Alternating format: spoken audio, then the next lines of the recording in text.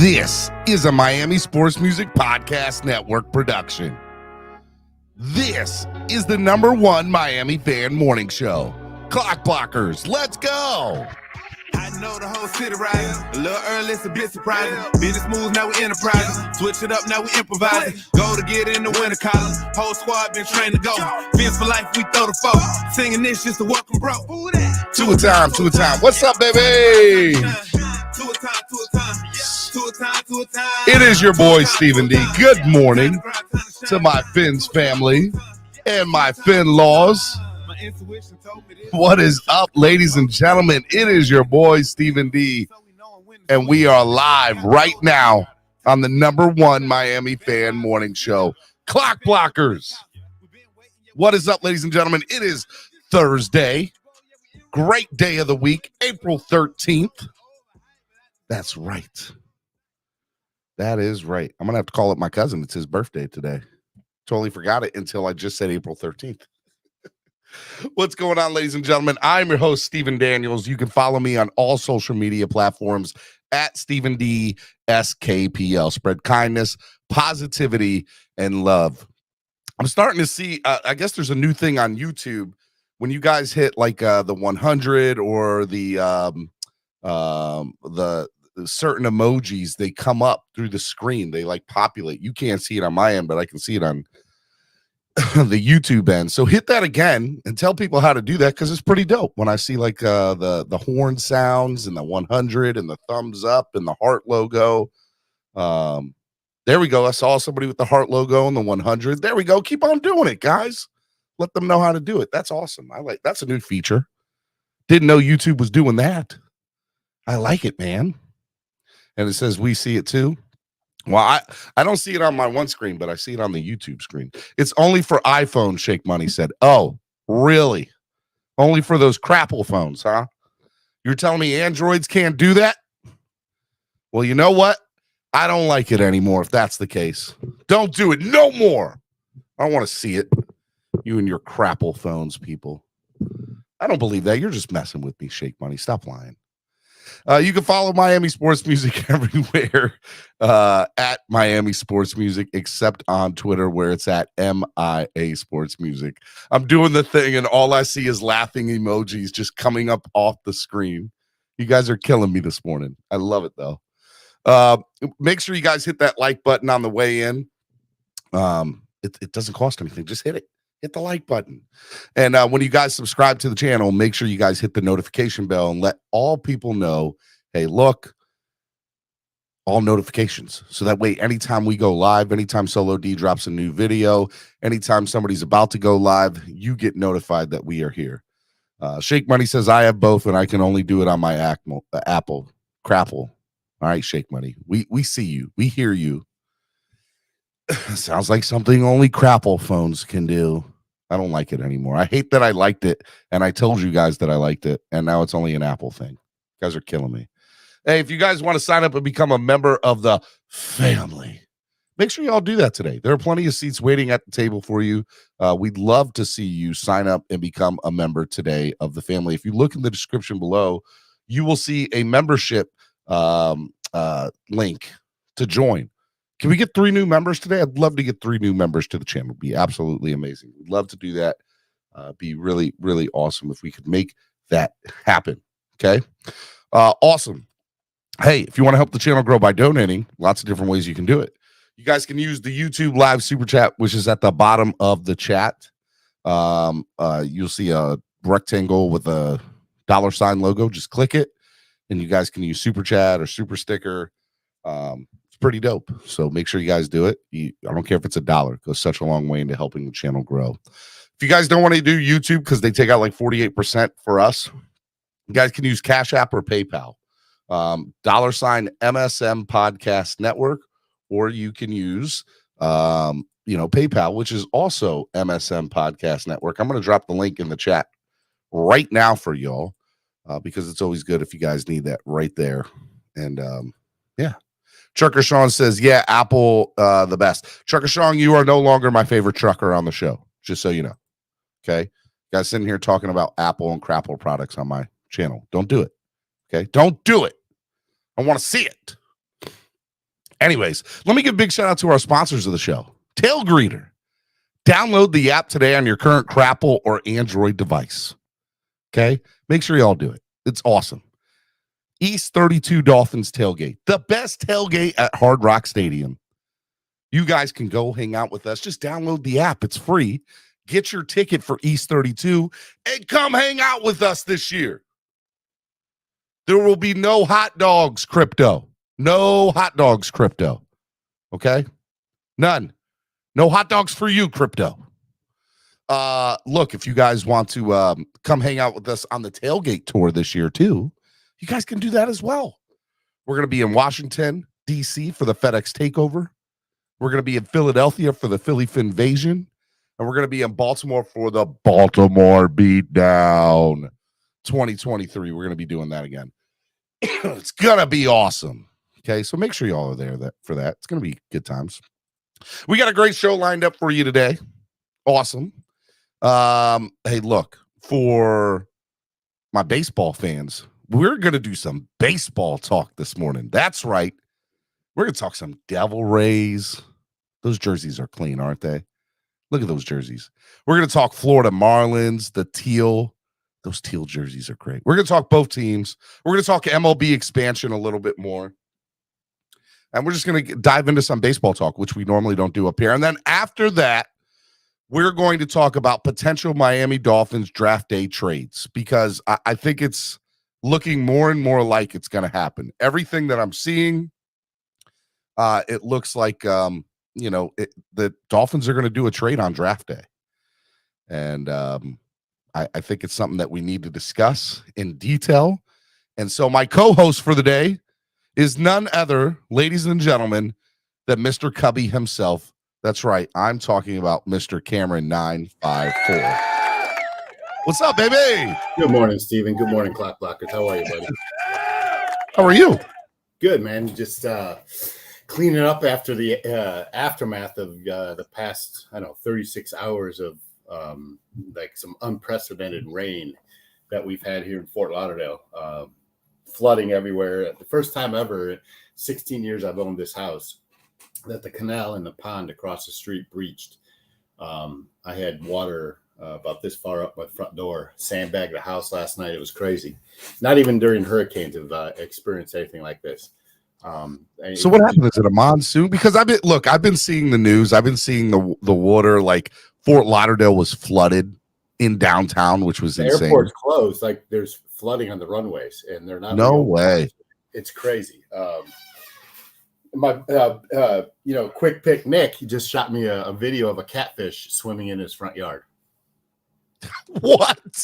You need to share that on social media. I need to see that. I will. If you go to his social media, I'll see if I can find it real quick. But it's funny. Tag me in it. That's crazy. So yeah, I've been. That was going to be one of my first questions. Is, are you okay? Is the family okay? Is everything kind of closed down there right now? Yeah, everything's closed. People slowly, recovering the cars. If you just go on all the videos or the newscasts, rather, there's cars everywhere. People. Bond 954 says the roads are full of disabled cars. It's crazy. It's crazy. It's crazy. Like people stranded everywhere, and so it's not like we didn't know it was coming, but like we had just over 16 inches in six hours. That's insane, Cameron. Yeah, like 38 inches over the past 32 hours. But you're okay. Yeah, I live a little bit further west in Plantation, but further towards the ocean, man. We're along the canals, and where the. I wonder if Dana Beach probably got slammed. Dania Beach had a tornado touchdown around the beach. It was just crazy, man. And the reason I say Dana Beach, because that's where a lot of the fans, that's where we normally stay a lot. And Manolo says mismanagement of the waterways, and that's not really true. It's the waterways were open, all the locks were open. There's 36 pump stations that were working at full capacity, but because of the volume of rain that came at such a short time, sometimes you just can't beat Mother Nature. You can't. It overworked all of the pump stations, and they're working on it now. I make the statement all the time. Only two things are perfect in life, but That would be Jesus and the 1972 Miami Dolphins. But we can both agree that Mother Nature remains undefeated as well. Undefeated. She will always be undefeated. No doubt about that. I hope everybody that's listening out there is safe, that you didn't have a lot of damage, and that you recover from this in a fast amount of time. And I just hope everybody stays safe and, stays indoors for the day. Guess what? You get to listen to us this morning. So life is somewhat good. Hey, the sun's out now, man. We're good. We're drying out. It's supposed to rain again this afternoon, so we'll see, man. All right, man. Let's dive into just some talk before we get into baseball and before we get into the Dolphins. I gotta ask you about it, man. What the hell happened to the Miami Heat, man? Can you explain what happened? Because they didn't show up for the game the other night.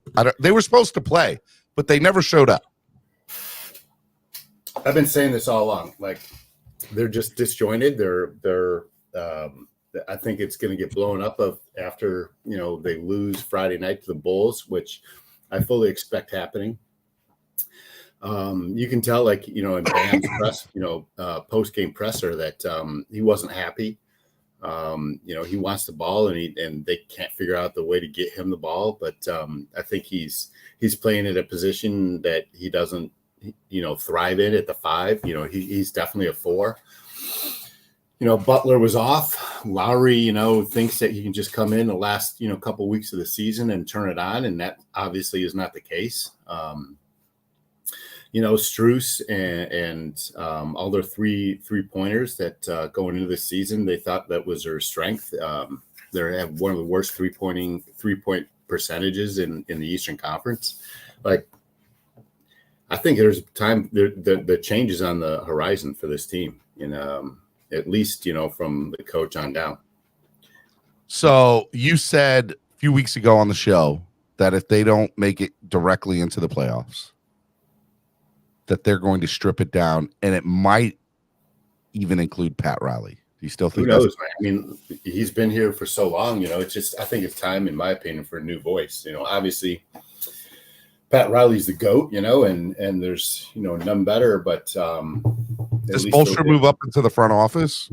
No, I'm talking about cleaning house, bro. Like Spoelstra is no longer with the organization after 25. I wouldn't be surprised if that happened. If they lose Friday, I think everything's on the table. Let's put it that way. Wow. That's it's just interesting. The team has made a couple of NBA final appearances. They've done really well. They've been a fun team to watch the last several years. They haven't quite gotten it done, but they've been a fun team to watch, right?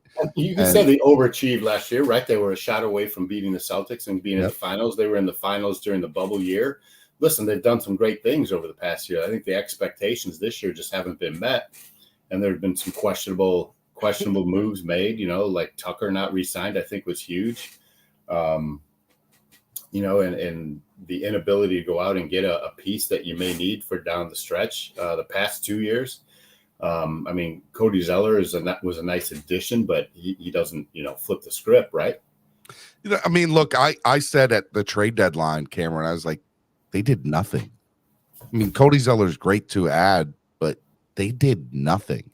And for a team that was one win away from the finals last year, that clearly knew that they were disadvantaged even in that series. They were lucky to get as close as they did. They needed to make one or two big additions, right? Russell Westbrook would have been a guy great to go after, right? Kevin Durant, they should have been on. Neither, with the exception of some, I guess, fans maybe saying it, there was nothing official that they ever went after either one of those guys. So, but listen to what you're saying. Like, so you want to go after, players that, Durant, you could argue, but Westbrook is definitely not somebody who flips the script either. He hasn't, with, the Clippers, and he didn't with the Lakers.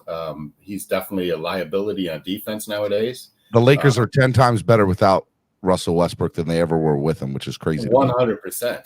The truth, and it has nothing to do with LeBron. Excuse me, huh? What'd you say? You didn't read my little lobby down there, my title description. No, what does it say? It says LeBron endorses Android. Garbage. You damn right he does, man. Let's go. I love that man. Dude, I was watching the playing game the other night with them in Minnesota. Who, by the way, how stupid are some of those players? Rudy Gobert getting into a fight on the sidelines, and then the other player punching his hand against the wall and breaking his hand. Just stupid, especially at this time of year. But I got to give them credit. They went toe to toe with arguably the Lakers were the second best team in the NBA post All-Star break. And their numbers at the end of the year said that they were the seventh best team with point differential in the NBA, which again is crazy looking at their roster, right? So, but man, Minnesota, even with all the crap that happened, they went toe to toe with them in that playoff game. But I still think the Lakers beat Memphis in 6 in that first round. If Ja Morant's on his game, it's not even going to be close. Like Memphis will blow him out. Well, we're going to have to agree to disagree. I don't gamble, but this would have been the perfect time to with you, buddy. Nah. And listen, going back to the Heat, just thinking about, Butler's a nice player. Is he a franchise centerpiece anymore? I don't know. I always said he was. I never thought of him as a franchise centerpiece, Cameron. I always said he was a strong two-way player. Chicago Bulls, Jimmy Butler is a franchise centerpiece, and he carried that into Philadelphia, and his first 2 years here at Miami, you could absolutely say he's a franchise centerpiece. He's somebody that you give the ball in the fourth quarter and he can make the play. He doesn't do it with the frequency as he used to, so that's why I'm questioning it nowadays. Does he and Bam and Hero make a good threesome that you can surround talent around? I think they do, and they still could moving forward, but it sure didn't work this year, and something's gotta change. But Butler's contract is really prohibitive in terms of moving. But as we've seen before, anything can happen. They'll find a way. All right, real quick, let's just go through the series real quick, and just off the top of your head, tell me who's going to win. Nets versus Sixers. Who wins that series? Joel Embiid. Okay, Hawks Celtics. Oh, that's Celtics all day, right? All day. Knicks, Cavaliers. Yeah, I'm gonna go on a limb and say the Knicks are gonna give the Cavaliers a full. Was it 5 games, a full series? That's a toss-up, man, because Cleveland hasn't been playing so great lately. Shout out to Dudley Durong. What's up, Dudley Durong, man? Good to hear from you, bro. But I think the Cavaliers just.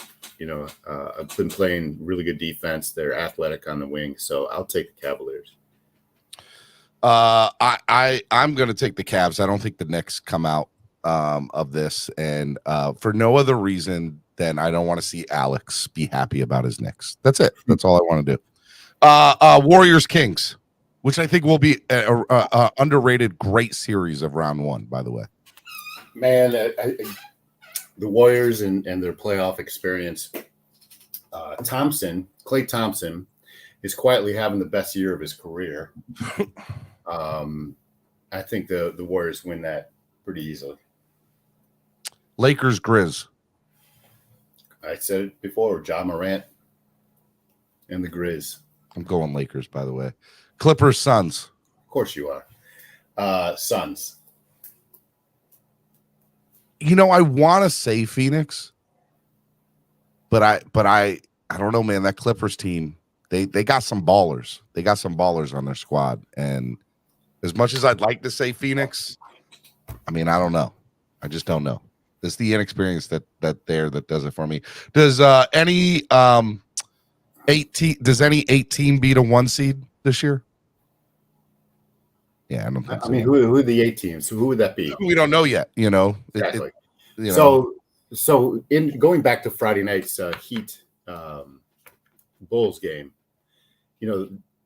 go back yesterday and watch how Chicago played that game, especially defensively.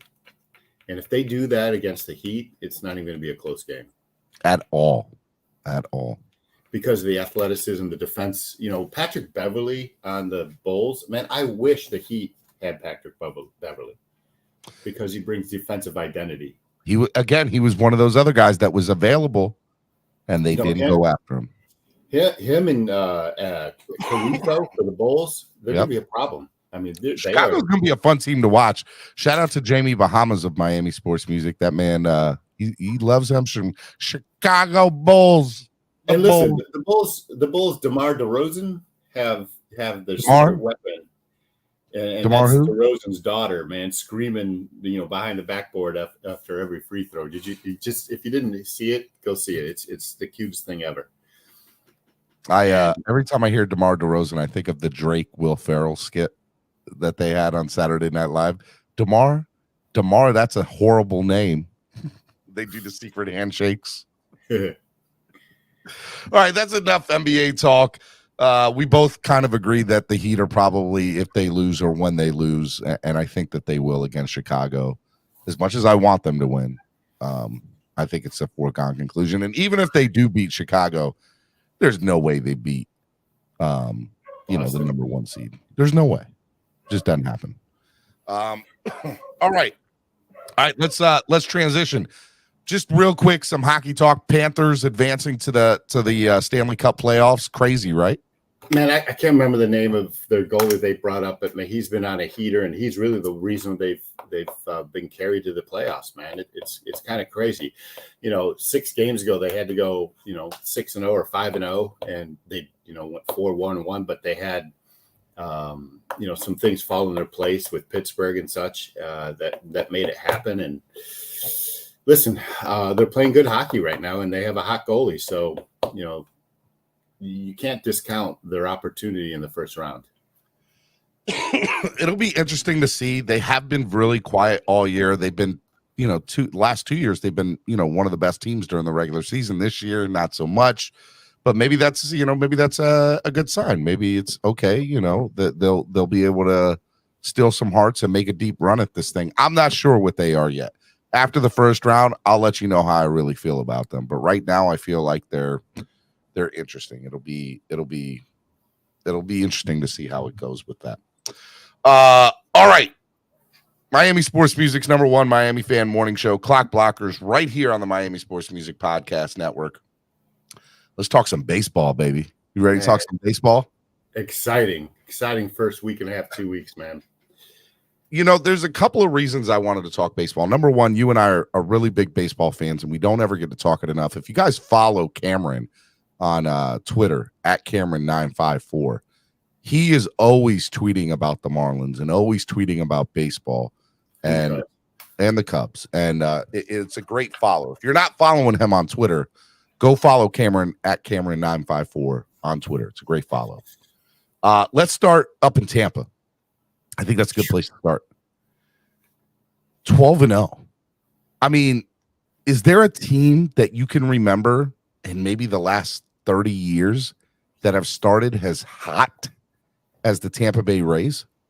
There's been 3 teams that started 13-0, so they have the opportunity to do that tomorrow. But the way they've been winning is like incredibly impressive. Yeah. Run differential of 4 runs a game. That's unprecedented. They've given up until last night's game. They only had 3 pitchers. They had 3 pitchers that have given up 1 run or less, starting pitchers until last night's game. And then they came back and won last night, or held on to win in dramatic fashion and in extra innings. And they're an exciting team to watch. They're a team. So, and I'm pumping up Lewis here big time. But they're a fun team to watch for this reason. There's somebody that should give Marlins fans hope. They have a low payroll. They have shitty attendance. They have the worst stadium to watch baseball in. Besides maybe Oakland, we were talking about yesterday. No. Oakland had number worse. Tampa Bay is exponentially worse. At least you can get sunshine in Oakland. At least you can get sun rays in Oakland, and good tacos. You can't do either of those things in Tampa or St. Pete, rather. And but the way they're doing it, they play small ball. They can play home run ball. They have lights out pitching that they've developed. They're really an exciting team to watch, man. They're fun. Noob says Cameron never tweets about the Cubs. That's not true. He did send me a pic from Cincinnati the other day, though. I did, man. I went to 2 games, not 1, dude. 2. We'll get into that in a second. I want to stay on the Tampa Bay, train here. Tampa Bay let's look at some of the players on their roster. Yandy Diaz, right? Young guy who came up through the farm system and has just been very fun to watch. Wander Franco, if I'm correct, he came up through the farm system, but did he come in an earlier trade from somebody? No, he was a high draft pick and just somebody that was earmarked to be a stud from the beginning. I feel like Wander Franco came from the Padres or somebody years ago and then came up through the system. Sure. Anyways, good. And then my favorite player in all of baseball right now, Randy Arozarena. And Arozarena, buddy. Arozarena. Guy from Mexico. This kid, I'm going to tell you right now, Cameron, I don't think anybody else has the swagger that this man has in baseball. Well, if you go back to the World Baseball Classic. World Baseball Classic, he was having fun out there, right? Like he was having a good time. He's been with Tampa Bay for all 3 of his years, and I knew he never came from another. He never played for another Major League Baseball team. I just think he was a young stud somewhere else and was a trade from somebody. But nonetheless, Randy's absolutely amazing left fielder. He's batting cleanup right now. Randy is one of those guys, by the way, Cameron, that I think can change the face of how baseball is looked at to a younger generation, right? And baseball should be doing everything they can in their power to pump him up on social media, any marketing outlet. Like Randy should be the face of that.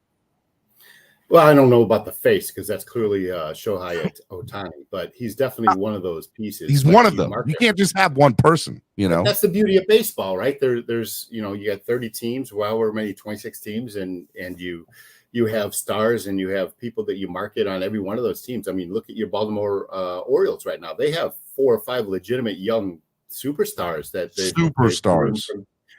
groomed from the beginning. So, every team has those. The Marlins have it in Jazz, and Tampa has it in Franco. I would say Franco ahead of Arozarena just because of his potential, but Arozarena right now is carrying that team in ways that nobody else does. But everybody's saying he's Cuban. I know he's part Cuban. He played for the Mexican national team though, and Arozarena. Yeah, Arozarena. Yeah. He played for the Mexican national team, and oh my God, like he was the funnest player to watch in the World Baseball Classic, with the exception of Shohei Ohtani and the other guy from the Japan team too, Yoshida. Am I saying his name right? Yoshida. So they were great, but I mean, look, this team again. I mean, look, you got Francisco Mejia. I don't think I'm saying his last name correctly, but he's one of the best catchers in baseball. I like seeing him. And then Harold Ramirez in right field. Their outfield is pretty set. Christian Bettencourt too. And Taylor Walls, Josh Lowe. I mean, this team right now is legit just fun to watch.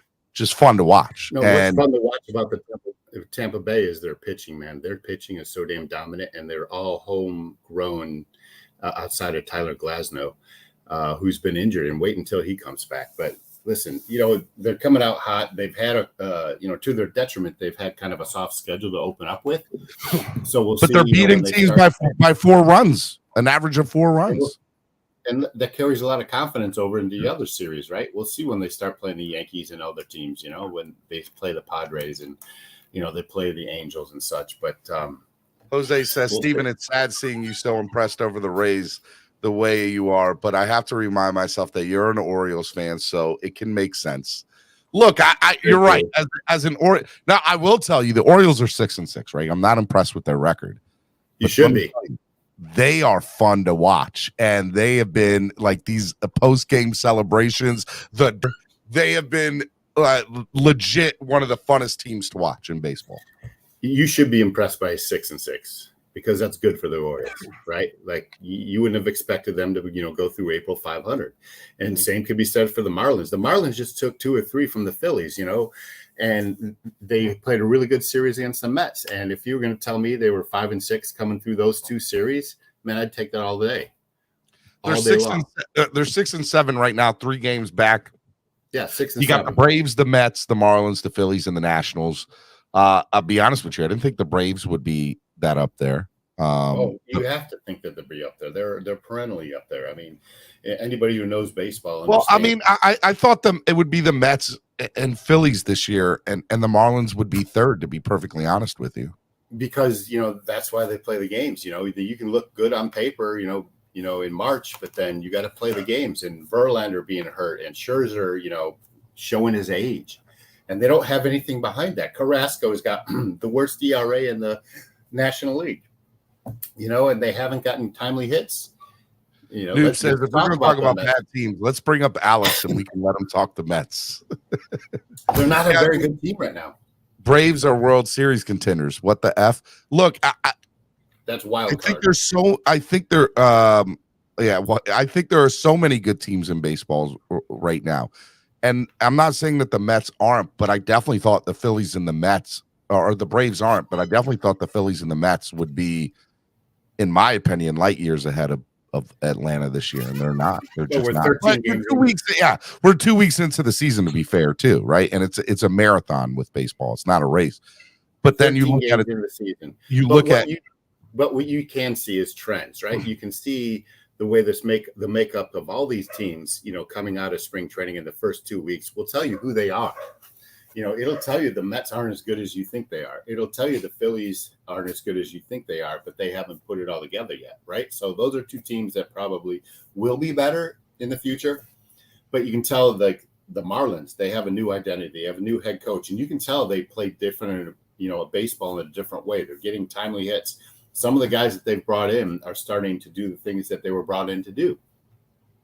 What do you think of Jazz Chisholm so far this year? Our boy Jazz. I think he's in his head right now, and there's a lot of pressure on him, and he puts a lot of pressure on himself. I think he's done okay in center field, but he can't hit a left-handed pitcher if his life depended on him right now, and that's a problem. He's got to take the next step. 0 for 4 last night or the last. He's got to take the next step for this team to be good, right? Yeah. But you go back and you look at the Chicago Cubs. Man, they brought in all of this talent to supplement the young talent that they brought in. They brought in guys that have World Series pedigrees, that are veterans, that can show the young guys how to play, and they're playing a great brand of baseball. They're fun to watch again. So there's a lot of excitement in baseball generally. 2 weeks into the season, you can start to see trends happening. Did we think the Tampa Bay Devil Rays would be undefeated and 12-0? No, but they're exciting to watch. By the way, do you think they break the record to open up the season? I hope they do. Yeah, me too. I want to see it. And speaking of breaking records, the first time in Marlins history, that was literally the next thing I was about to bring up. Luis Arraez, hits for the cycle. He's 12 games in with the team, and after 1,400 games in this franchise history, no one's hit for the cycle. Come close. By the way, he's hitting cleanup. He should be. He's hot right now. He's so hot right now, and he's got that. He plays good defensive second too. To be fair to your statement a little bit ago, Cameron, a lot of young good players on this Marlins team, right? Gene Segura playing third. Jacob Stallings. I know he's been around the league for a little bit, but Nick Fortes. Jazz is going to get it together. I believe that Jazz will end up getting it together eventually. Right now, the difference for the Marlins is that Jorge Soler is hitting the ball. He's driving in runs, right? Yep. You've got John Birdie this past 4 or 5 games has getting on base and stealing bases. They're putting pressure on the defense. They're getting timely hits. Luis Arraez. Do I care how you get on base? He's batting 500. Which is bananas. He's like something like 13 for his past 17, which is bananas. And, they're a fun team to watch. They need some other guys to step up. Garrett Cooper's doing his thing. So they've definitely made some improvements. What was supposed to be the strength of this team really hasn't come to fruition yet. Cabrera had a good start yesterday. Rogers has been, hasn't figured out. Sandy got shelved the first game in Philly. Sandy got shelved because he's woo. Philly just traditionally has Sandy's number, so it wasn't unexpected. Yeah. What was unexpected is how many runs he gave up. Yeah. What I will say is though, when you look at teams like that who are supposed, again, this is a marathon. It's not a race. And eventually you would think the odds are in their favor that it'll come around. It'll come to fruition, right? And if these young guys start developing the way that there's no reason, in my opinion, right now, for me to think that the Marlins can't make a run at the wild card this year and get maybe and eventually have a chance to make a run in the playoffs. I think they can surprise a lot of people, and I think they'll be fun to watch. I love it. Stephen D's making prediction about the wild card 12 games into the season. Look, man, I like the team. They are fun to watch. You do you, Stephen. They are fun to watch. Hey, a couple of other things I want to talk about around the league real quick, just from a standpoint of, the Red Sox being in last place, the Angels being in first place for the first time that I can remember in a long time. Let's just start out with Boston. Why is Boston not a good team right now? They trade away Xander Bogaerts. They're depending on Alex Verdugo, who sucks. Their starting pitching's been really horrible. Like, they've traded away, talent, and Rafael Devers, they gave a big contract to. He hasn't done a whole lot to start the season, so I don't know, man. All right, and let's go to the Angels. Well, perennially, they've had the two best players in baseball the last couple of years, Mike Trout and Shohei Ohtani, and they're finally looking like they're, I feel like they should be the best team, but Houston for years, the last few years, have been the best team in this division. Can the Angels finally get it together this year in the last year of Shohei's, potential stay there in LA? Through the first 13 games, they're healthy together. Trout and Ohtani are healthy together. They're getting good starting pitching, good defense, and they've got this young catcher that no one was expecting to start, but he's starting because they had a injury in spring training to the original catcher, Max Stassi. This guy's name's Logan O'Hoop or something like that, O'Hoof. And he's, leading all the major league catchers in home runs. He's driving in runs. He's calling good games. He's probably going to remain the starting catcher when Stassi comes back. When you're hot. There's no reason to bench you, especially when he's you're a good reason why they're unless you're a superstar. Let's go to the NL Central real quick. Brewers, Pirates, Cubs, Cardinals, Reds, in that order. Any big thing to take out of the Central right now? Yeah, and this will be music to noobs' ears, and we all love it as Cub fans, but the Cardinals are dead last, and we love it. I'm sure color commentary somewhere is losing his mind that the Cardinals are horrible right now. Actually, the Reds are half a game below the Cardinals just because they haven't played as many games. That's it. The Cardinals are 5-7. The Reds are 4-7. So, but I don't expect the Cardinals to remain in last place by any stretch of the imagination, but it's just fun to say that. What about the Cubs, man? How are they looking this year? What are your thoughts on them, and what do you predict them the next 6 to 8 weeks? What do they need to do? Right now, you've got a bunch of veterans that they brought in that are producing, and Trey Mancini, baby. He hasn't done shit. Don't you talk about that, man? He's the national treasure. Cody Bellinger, is hitting the Mendoza line. But signing Swanson was a great signing. He's been everything and more. And they're getting good starting pitching, so they're winning some games. And then the NL West, man, the Arizona Diamondbacks in first place at the moment. Even if 12 games in, I never thought I would say that at all this year. They're another team that's got great young talent, and they've gotten some. They're also in a division with the Dodgers and Padres. Good luck, right? I know, no doubt about that. Last thing I kind of want to talk about. There's two last things I want to talk about. Number one, or three things actually. We'll talk about three more things with baseball.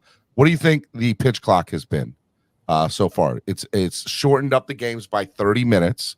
I've had people that, Andrevius, when I was talking about it yesterday, I'm going to say Andrevius is not necessarily a huge baseball fan. I could be wrong, Andrevius. I don't want to put words in your mouth, but he's like, it's made the game 10 times more watchable as a fan but for me, as somebody that loves baseball, I'm like, this is not the baseball that I remember. And so it's been a transitional thing for me. And some adjustment, right? Like, yeah. going to a game live, like you got to get there on time, and you have can't to go take a piss, and you Nope. got to, and most stadiums now are extending beer sales through the 8th inning because games are going so quickly. I like it, because it does it. So what it does is a couple things, right? So it increases the speed of the game. It incorporates more action into the game, right? Mhm. So you have to stay on your toes. You got to be more attentive, and I think that's good for baseball. Yeah, I agree. So far you think it's a success, and you think it'll stay that way, and it's good for the game, or the overall, to bring in new viewers and new fans. Yeah, but you're captivating the audience for a shorter amount of time, and I think that's good for baseball. I think that's good for The overall health of the baseball. overall health of the game. And it seems like players like it too. It's creating more action on the field, and it's taking some adjustment, but overall the players have done a really There good have been job. more stolen bases. I have not seen this many stolen bases at the beginning of the year in a long time. And I agree with Noob. Like, is it real baseball? No, but everything has to evolve. It's we can't remain the same or else we die. And I'm a baseball traditionalist, like the best of the traditionalists, and I love. John D says, I love not having the shift. I feel bad for Chris Davis of the Orioles back in the day, because man, his career would have been 10 times different if there was not allowed to have a shift. Because Listen, you still got to hit the ball. There's some people whose careers were just killed because of the shift. You still got to hit the ball, and Chris Davis couldn't hit the ball except for a dong once in a while. You leave that man alone, okay? I feel he's one of the guys I feel bad for in his career because of the shift. All right, I want to add one more thing to it: the umpires. We saw some craziness happen a couple weeks ago. Catcher goes to catch the ball, umpire didn't put it in, and our umpires, I know this has always been a case, but are they taking it to the extreme a little bit further nowadays? Because I've seen 2 or 3 situations this year through 13 games where I'm looking at the umpire and I'm like, you threw him out for that? What? What is your take on the umpires so far this year, and just their leeway of throwing out players and stuff like that? Man, I think those are just like everything else in society, over dramatized, anomalies. You got to think about how many decisions an umpire makes during a game, and the pressure on him to make it right every call. They're human, and they're not going to make it right every call. And there's going to be, interaction between athletes and umpires, because that's what they do. It's, they get graded, they get critiqued after every game for every call. So, they have a system in place to try to make the umpires the best that they can be. You're always going to have somebody like Angel Hernandez who's going to be the worst. You're always going to have somebody who sets the bar as the best, and hopefully more of your umpires are at that top and not the bottom by Angel. So are they scared that what the independent league is doing? Because we know when Major League Baseball tests things in the independent league, there's a good track record of them bringing it over to the majors, and they're testing in the independent league this year. What's computerized umpire. They did it last year too. And they did the challenge, so a pitcher can challenge a strike or a ball call. I don't think it'll ever happen in pro baseball. I don't think it'll happen rather in the major league majors. Caslin says you're going to see a lot less. What it's doing is it's counteractive to your initiative of shortening the time of game. So you say, like, you constantly have a pitcher challenging a call. If that happens 3 or 4 times during an at bat, like, there's no restrictions now. You let 3, you give them a limited number of challenges to use in a game. But it still lengthens the amount of time. So, even challenge calls they've shortened, on the major league level. They've shortened the time a bat boy or bat girl can be on the field. Like, I know, that's crazy. It's awesome. Although I love how Michael Kay threw the bat boy of the Yankees under the bus, and the next game he had cut his hair and too funny about that story up in New York with the Yankees. Caslin143 with his $5 donation says you're going to see a lot less perfect games now. No doubt about that, Caslin. Perfect games. Like, tell me the last time we had a perfect game. Like, how often? Well, no hitters too. To be fair, why would you see less no hitters? Because pitchers are not. You're not able to sit there and think, okay, what's the net? It's not a chess game anymore. Now it's a checkers game. It's all about. It's speed. A chess game. It's a 110% a chess game. It just happens at a quicker pace. I have to agree with Caslin's point there. I think there'll be a lot less no hitters in perfect games. And there's already less. You know how hard it is to have a no hitter or a perfect game. Period. I mean, whether you're thinking about it or not, very rare. You're right. It's rare. There's been like less than 60, I think, perfect games in the history of Major League Baseball, and if I'm correct, there's only been less than 300 no hitters in baseball all time ever. So it might even be around 200 something. So, yeah. So I mean, look, they're rare by chance anyway, but I think that it's going to be a lot different now with pitchers having to make pitchers are now making a decision on the pitch rather than the catcher. Some are, not all. Yeah, that's true. All right, next thing I want to talk about: alternate jerseys, man. The Marlins going to teal Fridays. The Devil Rays bringing back their old uniforms. That's why I put it into the thumbnail today. Some of these, Cameron, are just they look good, man. Right? They look good. These Devil Rays and Marlins alternative. The city uniforms. I love the Padres city uniforms. What do you think about these throwbacks and alternative jerseys that Major League Baseball is bringing out? I love them, man. It's another way to connect better with your fan base and drive revenue, obviously, for the teams and for Major League Baseball. That's the reason they're doing it. I love the Rays and I love the Marlins. I love the Marlins. Teal uniforms and the throwbacks that they have. The Devil Rays, going back to their old Tampa Bay Devil Rays uniforms, are awesome. And the Wade Boggs years. But who are the worst is the San Diego Padres. Pull up their uniforms. Their throwbacks or their alternate? They're alternates. The city uniforms are fire. I love them. The San Diego ones? Yeah, I love them, bro. You're talking about like the yellow, the red, the yellow ones? Love them. Top 5 jerseys in all of baseball. Love them. You are on an island, bro. I love it. I love the ugliest freaking uniform. Not, bro. I am all about it. Listen, I'm not going to go down this road, but those San Diego Padre uniforms, they're great. They're much better than the yellow and brown crap stain ones that they have. Are you kidding me?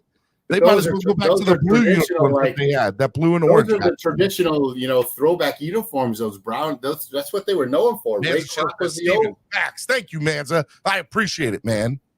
John D says, even my wife loves them also. Well.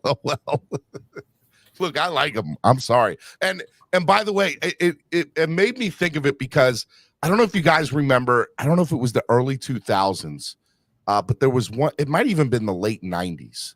They tried to do futuristic MLB jerseys and baseballs, and they would have the cutoff sleeves. And I remember the Rockies and the Orioles, and they'd have the name down the side. You remember those jerseys back in the day? They did it for like 1 year, and they had the cutoff sleeves and everything.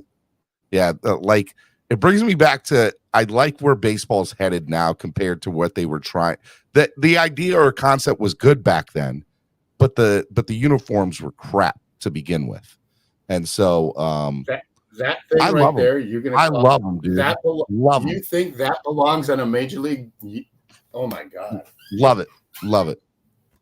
It's one of my favorite jerseys in baseball. That looks like the Neapolitan ice cream I would get out of the ice cream truck when it goes down on a Sunday afternoon. Bro, I love them, man. I think they're great uniforms. Ugh. And I would rock it all day long. You do you. I like those bright colors, man. Cameron, why are you surprised that Steven loves ugly uniforms? He's an Orioles fan. He's used to ugly uniforms. I'll have you know that the Orioles have been voted 2 out of the last 3 years best jerseys in all of baseball. Thank you. So you can kick rocks. By who? Baltimore? By who? The Baltimore no, Herald? baseball fans. Now we know why Steven likes LeBron. Awful taste. Baseball jerseys are also tough, low key. Hey, look, I agree with you. All right, last thing, since we're just going to agree to disagree on how great those Padre uniforms are. Let's talk about MLB expansion. It definitely looks like, we'll start with the Oakland Athletics as far as like relocation, because they've been averaging 3,000 fans a night in that stadium. It's sad what's happening in Oakland. There was a night, the first night that they did 3,000 fans, Sports Center got up and said there were 11 AAA teams that doubled the attendance that the Oakland Athletics had. We'll just start there in the Oakland part. What's going on? Like, is Oakland leaving? What's the deal with it? But so it frustrates me to no end to hear this lazy narrative. And I call it lazy because you have to identify, like, the product on the field is what determines, the fans in the stands. Okay. Oakland hasn't been good for quite a few years now. But when they were, you go back and they were filling up that stadium. They were. I'll say the same thing about Miami. You put a competitive team on the field and you will put fans in the stands. I believe I totally agree with your assessment. What I think that Oakland is doing, the ownership, the ownership are trying to justify a reason to move from Oakland. So they are not putting a competitive product out on the field because they've been asking for a new stadium for years. Oakland hasn't given it to them, and they're gonna make Oakland give them an ultimatum. You either build us a new stadium or we're gone. And I kind of think that's how it is. And because you're right, because as long as they have a competitive product on the field, Oakland, the city of Oakland is going to be like, well, we're selling out the stadium. Why do you need a new one? I agree with the assessment that the product determines how many people get into the seats. But you also have to agree with the assessment that it can be argued that the conspiracy theory or the narrative of Oakland wants a new stadium, the franchise, and until they get one, they're not going to put a competitive product on the field because they don't want to give anybody a reason to think that they don't need one. And when you're selling 3,000, 2,000 tickets in a night and 1,500 people are showing up to the ballpark, there's something wrong with that. And you're the laughing stock of the league at that point, right? So I think Oakland's good as gone. Personal opinion. All right, so just pulling up Baseball Reference. Good as gone. Where do they move? Las Vegas. Well, so there's two places I think they move to, because expansion is the other conversation that we're going to have. It's going to be Portland or it's going to be Vegas. That's where Oakland's going to. One of those two places. I don't know if, as much as I like, I have business in Oregon, as much as I want to see Portland get a major league franchise, I don't think it's a community that can support it so close to Seattle. There's not a lot of a population outside of the city center that would travel to Portland as there is, in Seattle. You'd much rather go to Seattle. But going back to Oakland, right? So they were in the playoffs in 2020. Mm-hmm. That doesn't count. They were in the playoffs in 2019 and 2018. They were they had 1.6 million people in the stadium in 2019, 1.5 in 2018. In 2019, they ranked 10th out of 15 in the American League. So, people do go to that stadium. Maybe it's not as much as Yankee Stadium or other stadiums, right? Last year, they had 787,000, 15th out of 15th. 2021, 15th out of 15th. You got to go all the way back when 2013, when they were in the playoffs, 2014, 13, and 12, they ranked, 10th, 9th, and 12th, not abysmal. So they definitely have a fan base there. What happens with Oakland, period? Let's exclude expansion for a second. Something has to give. What's going to give first? Either a change in ownership or the city builds them a stadium. And what do you think is more likely to happen? The problem, well, I think it's more likely that the problem with Oakland is that, leaving politics out of it. You know, baseball is not their greatest priority there. Let's say that. That's fair. Building a new stadium. I would love to see him stay because there's so much history involved with the Athletics in Oakland and the Athletics. And, you know, they were so fun to watch in the 70s, you know, growing up. John Fisher is the problem in Oakland. Hello, Rick Spar says. Yeah, it's true. Manza said, I might as well go to an A's game before they leave Oakland. Look, my personal, if you ask me what I think is going to happen, it scares me to know what ownership and front office is doing there. I think there's collusion to not have a good product on the field, personal opinion. And I think that's going to result in fans not showing up. And as long as they don't have certain amount of attendance, they can justify going to Major League Baseball and saying, hey, we're not putting butts in the seats. This is not a good market here, right? In quotations. And they're going to be able to justify allowing them to relocate. And I think the Athletics leave Oakland in the next two to 3 years. It would be a shame to see, but it wouldn't surprise me. And I think they end up either in Portland or Vegas, which brings me to the next conversation: expansion. Major League Baseball is going to expand in the next couple of years, I think. They can't just expand by one team. You have to expand by two minimum. Where do you see the expansion teams at? Charlotte, Nashville, and more than likely San Antonio. Really? San Antonio's not a place that we talked about yesterday. They've always been on the board. They've always been, you know, third and fourth. Can Texas have 3 Major League Baseball teams? Why not? It's bigger than most countries. I mean, that's true, right? But you know, here's what I do know, and I brought this point up yesterday. San Antonio's whose market? Would they be the Rangers market, or would they be Houston? No, I mean they were not. I'm talking about territorial rights. I'm talking about territorial. They're closer to Houston than they are Dallas. Okay, so territorial rights still be in Houston, right? So, but they're farther away from Houston than Portland is to Seattle. Let's put it in context, okay, right? That's fair. All right. So here's what I do know about Major League Baseball. They are pissed as hell at Peter Angelos and the Angelos family and the Orioles after this whole debacle with the Nationals and the Orioles situation. For those of you who don't know, when Montreal left to go to Washington, D.C., they paid the Orioles X number of dollars, plus they gave a majority of the TV rights and the profits to the Orioles so that they wouldn't sue for, you know, money that, hey, you're dipping into our fan base, right? So it's called territorial rights. And what happened is everybody agreed to this: Major League Baseball, the Washington Nationals, and look, I'll call a spade a spade. The Orioles took them for everything. Well, 10 years later, 15 years later, now they're in federal court saying, hey, look, this was a bad deal. We got screwed. We agreed under, you know, duress. I don't know if they're saying duress, but essentially that's kind of what they're saying. We never should have took this deal. It's bad. We can't make money on this deal.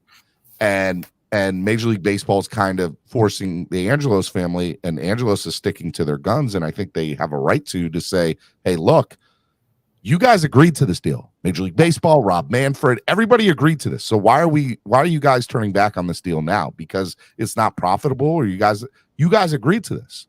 So I think it's totally the reason why, you know, Baltimore hasn't had a all-star game or anything like that recently, but neither here or there. I think the last thing the Major League Baseball and Rob Manfred wants to do is deal with that all over again with territorial rights. So I'll say expansion ends up in one of these 5 places. All right. Number 5, and this is probably not going to happen, but I think it's up there. And that's why I don't even have San Antonio. And I said this yesterday is Norfolk. I think that military base area could 100%. They've talked about it for years. I don't think it'll ever happen.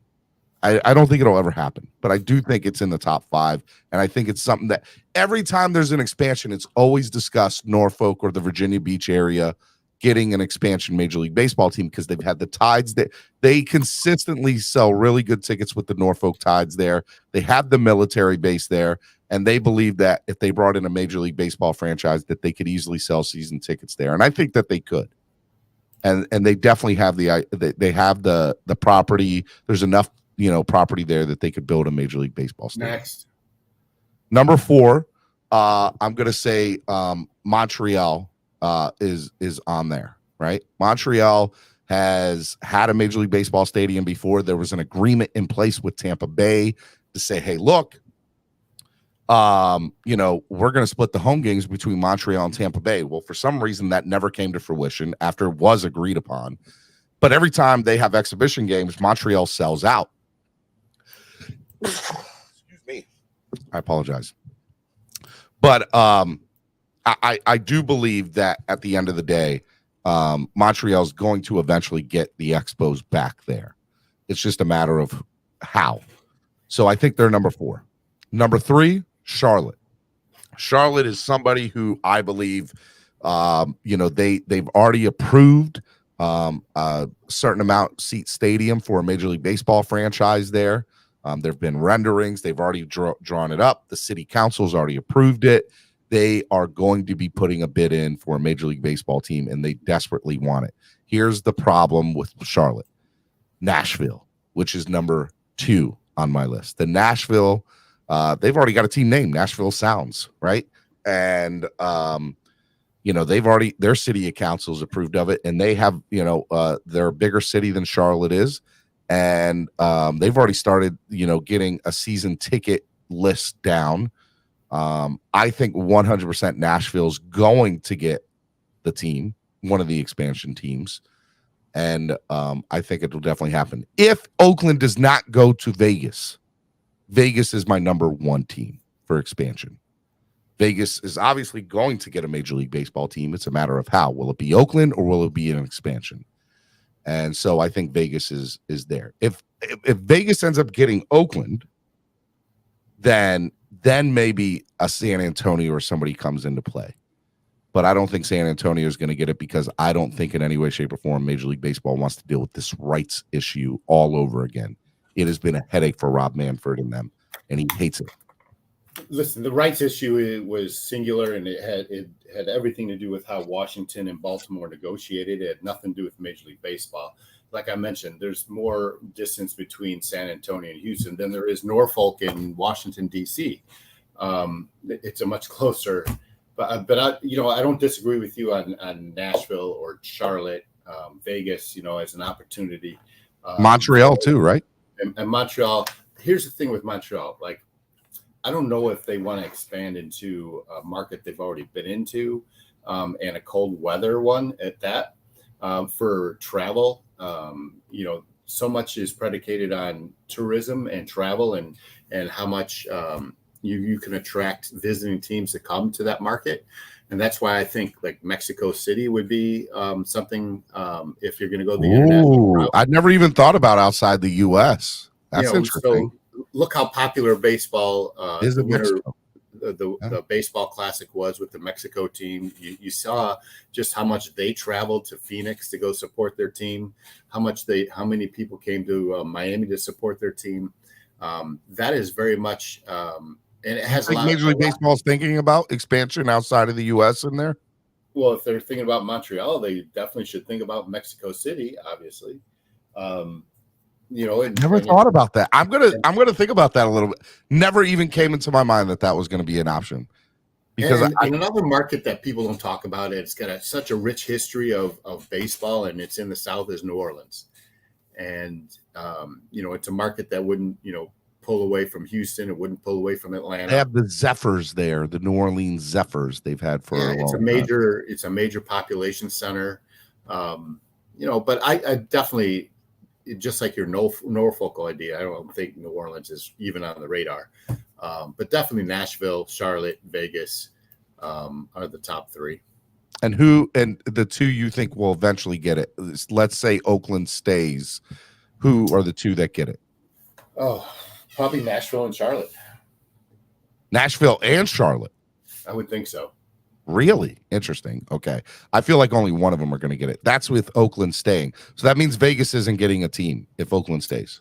See, the difficulty with Vegas, and for Major League Baseball is 162 games, 82 or 80 home games, right? Mm-hmm. Like filling up that stadium. It's so the NFL is entirely different. You've got the Raiders there.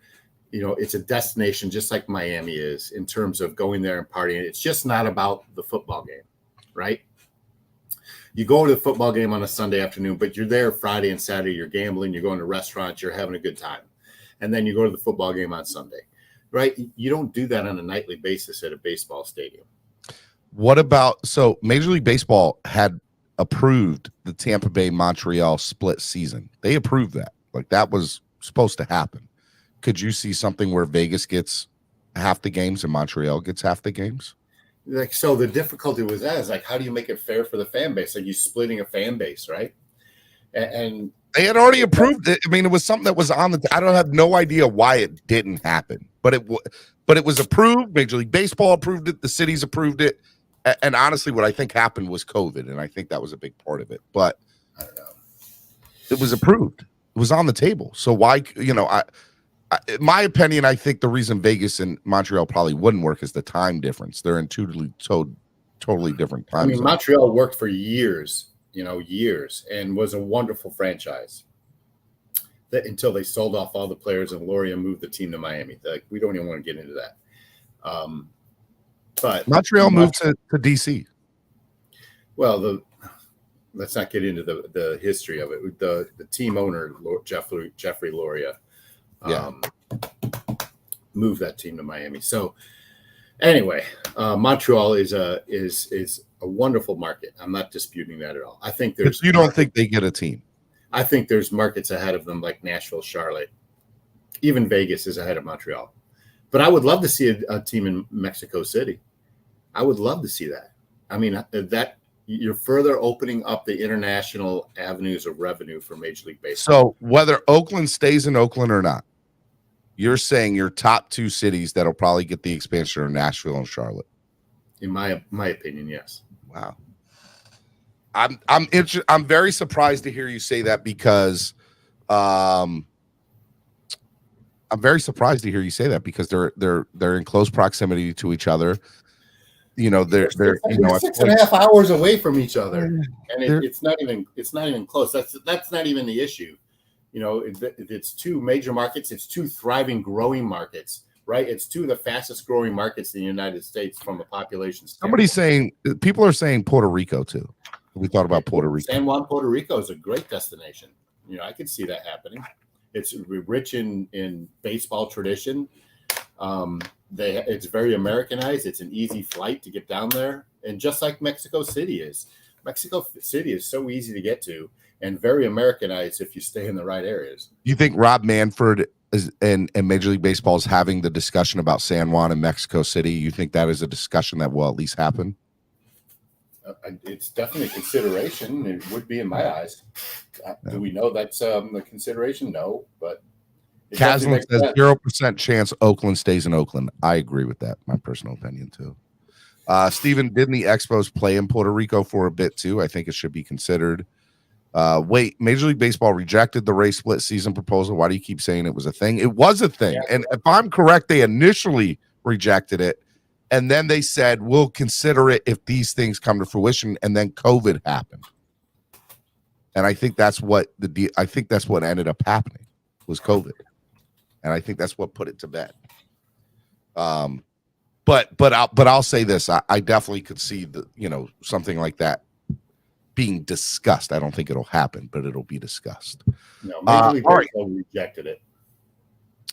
Miami Sports Music's #1 Miami fan morning show. It's the most we talked about baseball in a long time. I love it, man. We're going to talk more baseball as we get further into the season. Not every Thursday, but you can expect, one out of every 3 weeks. We're going to get into a big conversation in Cameron and I about baseball and things. Last question, real quick. Just when do you expect expansion to happen? 1 year, 2 years, 3 years? I have no clue, man. It's honestly something I don't even think about. It's not on probably by 2026, maybe. Yeah, I was thinking 3 years is probably in the next 3 years it'll happen sometime. My personal opinion. All right. we're going to get into Dolphins talk. So strap on your seatbelts. Let's get ready to talk some Miami Dolphins football. Go ahead, I want to Cameron. share this real quick and give a shout out to ZSM of what he's got going on at Somalia Valley for the draft party, April 28th. I told Zach that I would shout this out on the show. He's got Vernon McKinley and Salvin Ahmed there in person signing autographs for the draft party, 5 to 9 p.m. Somalia Valley, Northeast 125th Street in North Miami. So I'm going to be there. Zach's going to be there. So come check us out, man. Oh, so you are not going to be on the air with us then? Maybe I can be on the air with you from Somalia Valley. Well, I do believe Batman is going to be there with his Phinsaholic show. So just discuss that with him. But we're going to be doing a live draft party on a line that Friday night, and I'm lining up some special guests. So be on the lookout for that. But shout out to ZSM Sports. It's going to be a lot of fun. If you're in the area in Miami, Florida, North Miami, go check that out. It's going to be a lot of fun. Zachary over at ZSM has been really loyal to us, and I really appreciate everything he's done for Miami sports music. He's a good guy. We should do a draft show on day 2 and 3 because that's when it matters most for. Well, that is Friday is day 2. Day 2. Thursday's day 1. Yeah. So yeah, we were going to do one on day 2 on that Friday night. So we are going to do one, and I'm hoping I'm getting some big names on there too. I'm in talks with some people. It's going to be guys. John D says, thank you guys for the baseball hour. I really enjoyed it. Thanks, John. I appreciate it, man. We want to do more baseball talk up here. I think he's being sarcastic. Wash hands. Okay. Well, I don't think he was, but maybe he was. I enjoyed. We have fun talking baseball, man. We got to get X back on the show. We do. All right, man. Should have a day of the week for baseball, Sal says. Well, if I did, it would be Thursday with Cameron. Well, when Cameron comes on, we will always try to talk baseball. And John says, no, I'm not. Yeah. Good. He was being serious. I love baseball, man. John. That's sport. All right, let's get into Dolphins talk, okay? Cesar says, thanks, guys. I love the baseball talk and the dad jokes. Well, I know Cesar's trolling now. Cesar's definitely trolling because he hates my dad jokes. But let's get into it, man. Miami sports music. Shout out to Jason Miller. Shout out to Jason Miller. Where's Jason at? Is Jason in here? I saw Jason about 10 minutes ago. Shout out to Jason if you're still talking. Scar305 says, boo baseball. Robert says, baseball is not really a great sport. Boy, all right, stop hating, you guys. Baseball's stop a it. great sport. It's America's pastime. Get it through your heads. Let's talk NFL, man. Let's talk Miami Dolphins. Let's get into the conversation. First conversation we're going to get into is what everybody seems to be talking about, and that is Christian Wilkins' deal. Miami Dolphins are going to do some sort of trade on draft day. Question is, will it involve a player, and would it involve a player as a high caliber of Christian Wilkins? And that seems to be a conversation that a lot of people are having, at least within the fan base. The question is the team having it? And the other question is, why hasn't the team extended him yet? So first of all, Cameron, let me kind of get your thoughts on the Christian Wilkins extension, where you see that at, and is it plausible or possible that he could get moved come draft day somewhere? Well, obviously it's plausible. I mean, I think it's possible. Anything's possible in this league. Do I think it's a wise move? No. I would love to see, Christian Wilkins, be the centerpiece of this franchise for the next 5-6 years, as he has been for the past, 3 or 4. So he was a first-round draft pick, and I think he is still getting better. He led the league in tackles last year. Mm-hmm. How do you give up something like that? Unless they identify somebody that they're really in love with, that they want to get up into the first round for, but is it really worth it? I don't know. There's only one person that I would ever consider trading Christian Wilkins for. And again, I would consider it. And it wouldn't even be a draft pick. It wouldn't even be a draft person in the draft. It'd be Aaron Donald. because there's rumors that Aaron Donald's on the trading block. And so he would be the only person. Think about what you're saying there, buddy. You're gonna. I wouldn't. I personally don't think I would pull the trigger, but it would be something that I would at least consider. I love Christian Wilkins. Let me just throw that out there. I think he's going to be, when it's all said and done, he'll be one of the best, and he could have a Hall of Fame career. I do believe. I don't, but that's not to say that the rest of this fan base isn't talking about it or considering it. I mean, we've had other platforms that did that did an hour-long talk about, if Aaron Donald's available, do you not trade Christian Wilkins and go out and do it? I mean, so you got to assume that Aaron Donald wants to be here. You got to, trade for Aaron Donald. I believe he's still under contract for the next 2 years. One more year. Yeah. Right. This year and next year. I mean, he's older than Christian Wilkins. Noob says the only rumors about Donald are from Twitter sources with an IQ of a potato. And I agree with him, man. Like it just does not make sense. I agree. I concur with that. I agree with you that the upside, not only the upside, the current state of Christian Wilkins is one of the best in the league. You don't in any way, shape, or form get rid of somebody like that. Even for somebody as a high caliber as Aaron Donald, who, by the way, I think is at the end of his career more than he's in the prime. I'm not saying he's not a great player. I'm not saying he's not one of the best in the game. But the odds of him, being in his prime for more than another couple of years are slim to none. And I think Christian Wilkins is somebody that you lock up long term and you keep him here. But I do think that if they haven't done it by this point, I do think there's been at least internal discussions about what their options are with Christian. I think they've talked about it. So let me ask you this. What do you think an extension for a new contract for Christian Wilkins looks like? What's his annual cap hit look like? Let's go to Spotrac. Let me go to Spotrac. No, I'm asking you, like, what it should look like, because Aaron Donald is $26 million a year. I understand. I just don't want to talk out of my ass. So give me a second. Christian. He's got a $95 million contract. He's 15.6%. All right. Christian Wilkins' cap hit this year is $10 million, right? Right. His market value is 15.3 according to Spotrac. All right. So say you pay him 18 to 20. Okay. It's still $8 to $10 million less than Aaron Donald on the backside of someone's career. So you're getting, you're buying more productive years at a cheaper rate with Christian Wilkins than you would be with Aaron Donald. And the production and leadership that you get with Wilkins, I mean, is it fair to say that's unmatched against Aaron Donald? Well, no, but I mean, he's a homegrown talent. Like he was drafted by this team. He's the centerpiece of that defense. Plus, you brought in Vic Fangio.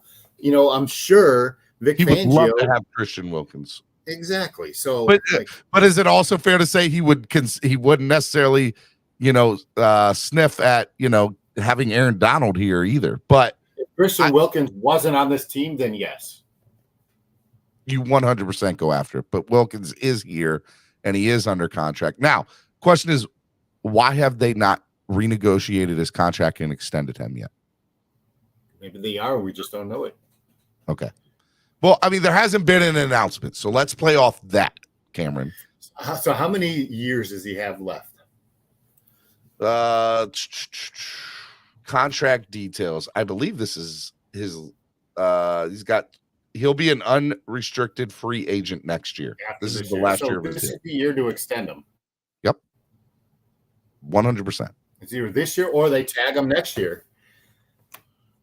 And if they tag him, he's going to get 15 to 18 million and be pissed off that he doesn't have a long-term extension. So you don't piss him off. I think you extend him this year. I think that Chris Greer and Brandon Shore in the front office will find a way to. And I think it'll be somewhere in the neighborhood of $16 to $18 million per year. when it all comes down to it. I think they'll find a way, by the way, to make the contract work. His cap hit could be $6 million this coming up year if they give him a huge signing bonus and extend him out 4 or 5 years. But he's worth $20 million a year. Like, yeah, no doubt. I agree. You know, you make it happen. I think so too. Do you all right, so overall, Cameron, does it happen though? Yes. Pre or post draft? Pre-training camp. Pre-training camp. All right, so post draft. That's fair. So before training camp starts, he will be extended in some way, shape, or form. I think so. Okay. Let's stay with the draft day trade talk. Next person on the roster that there's been discussions about trading on draft day is Cedric Wilson. What do the Miami Dolphins do with Cedric Wilson, Cameron? So look at their wide receiver room now, right? So you added to the room and you subtracted to the room. You subtracted Trent Sherfield. You added Braxton Berrios. Where does that put Cedric Wilson in the pecking order? Because he wasn't getting more snaps than Trent Sherfield, right? Mm-hmm. In fact, he may have had the same snap count as River Craycraft. I'm not sure about that.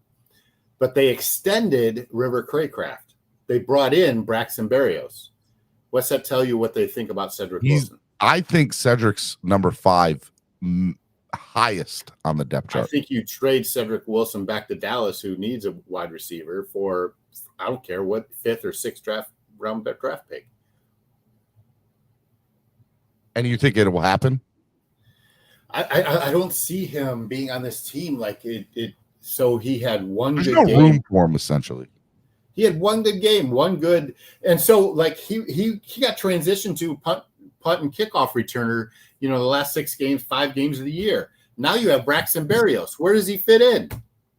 It's funny because he's one of those players that you look at and you say he's not good enough to necessarily be on this roster, but he's not good enough to release, or he's too good to release. Just outright release. Yes, good players get released all the time, and you give them an opportunity to go sign somewhere else. Do you eat that salary? Who knows? But I think you could trade. You could work up a trade. If they released him, he would be a $7 million cap hit this year. So what's he worth in a trade value?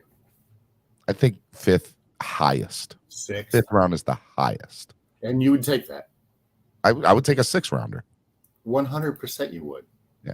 I don't know if I'd care too much for a 2nd rounder, but I definitely would take a 6th rounder for him. I forgot who it was that told us that on the Phins tailgate yesterday that Wilkins only had 11 sacks in 4 years. Cap for life said. Who cares? Is he here to be your sack machine? No, that's not why you have Christian Wilkins. You have him as a run stopper. How many times did he get in the backfield last year and make tackles? In the backfield, 3 or 4 yards. Defensive lineman in the league. It was crazy how good that was. He's here to take on you want making sacks? Your ends, Emmanuel Ogbah, Jalen Phillips, Melvin Ingram, if he ends up staying here. You know, those are the guys you want making your sacks. This guy's here to take up double teams and Mark McCormick says $20 million for a run stopper. LOL. I don't know. Hey, you're going to give us a pushback here.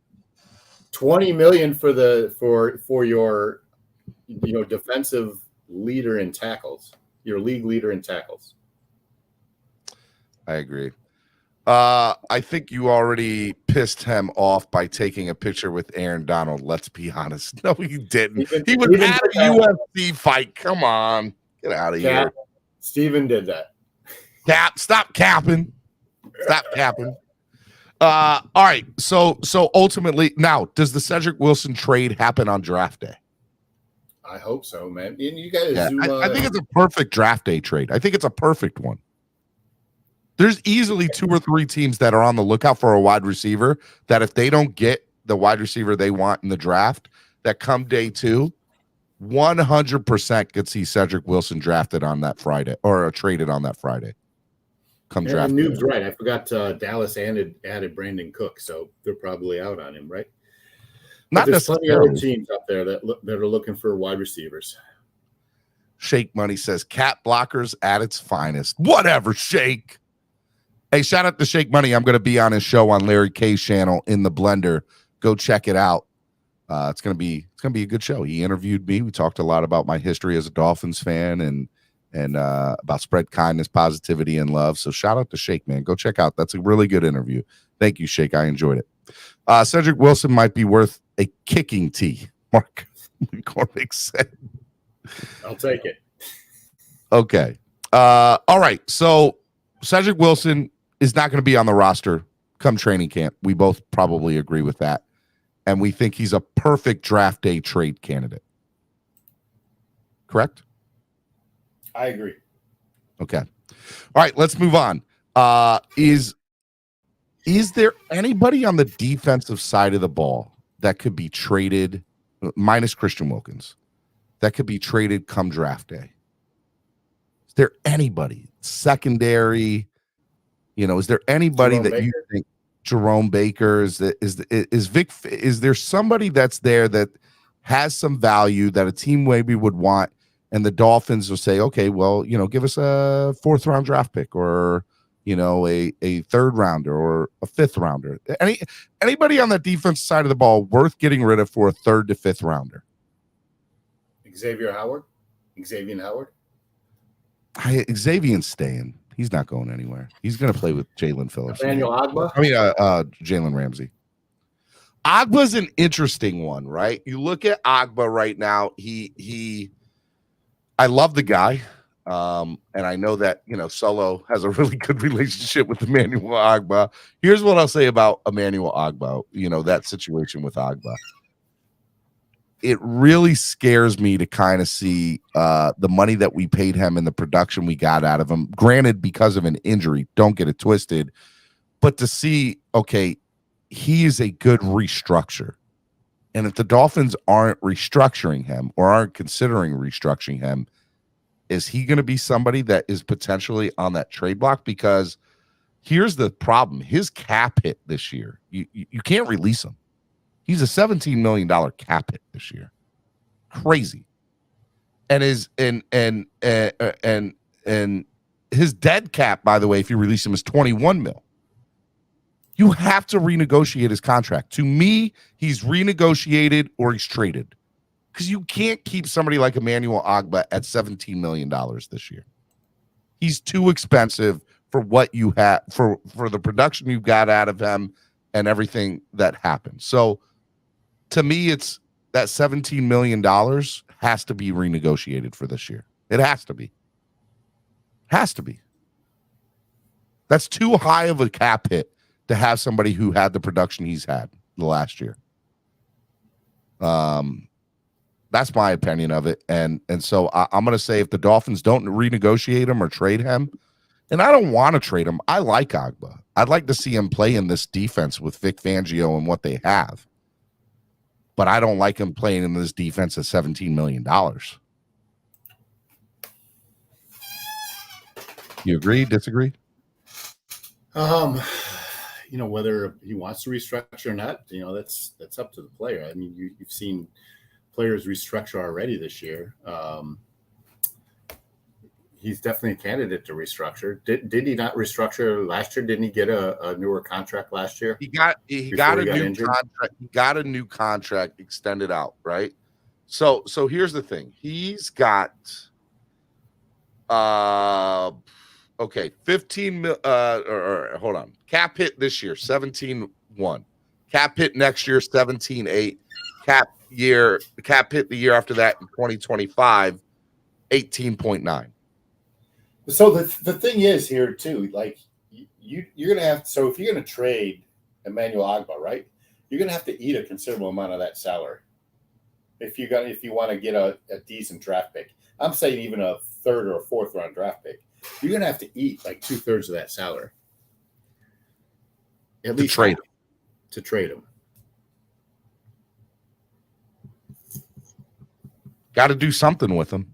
You can't just what you cannot do is leave it the way it is currently. Cannot do that. Well, I was going to ask you that. So look at that salary, the base. Like they're under the cap now. Why couldn't you just leave it the way it is? Because I'm not paying Emmanuel Agba $17 million for the production. You might not have a choice. You made that decision, when you extended him prior to the last season. You knew this was going to happen. So what you can't predict is injury, right? You expected him to produce as he did the last, 7 or 8 games of the prior year. So let me ask you something. Let's play this out. Let's say they go and say, okay, look, here's the deal. We'll let you play out this year. We'll keep the contract the way it is. But let's say he sucks, gives you no production.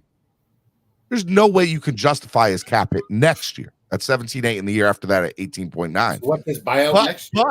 But here's the thing. Then you as a team have even lesser leverage, if that's a term I can use for lack of a better term, because then he's going to be like, well, I'm not going to get this money anywhere else. You've already agreed to pay me. It's guaranteed money. Show me the money. And I don't care what happens because so he's got his contract notes that all right. Here are some contract notes. This is interesting, and this plays it differently. You ready, Cameron? Yeah. $32 million is guaranteed of his contract. Okay. His signing bonus plus the 2022 salary and the 2023 salary. In 2024, we said his cap hit is 17.8. Only $4 million of it is guaranteed. Well, there you go. His 2025 roster bonus is $1 million. That's it. And as long as he's active this year, he gets a per game active bonus of $20,000 each game this year. As long as he's stay healthy. That's why I think he's not a candidate for restructure.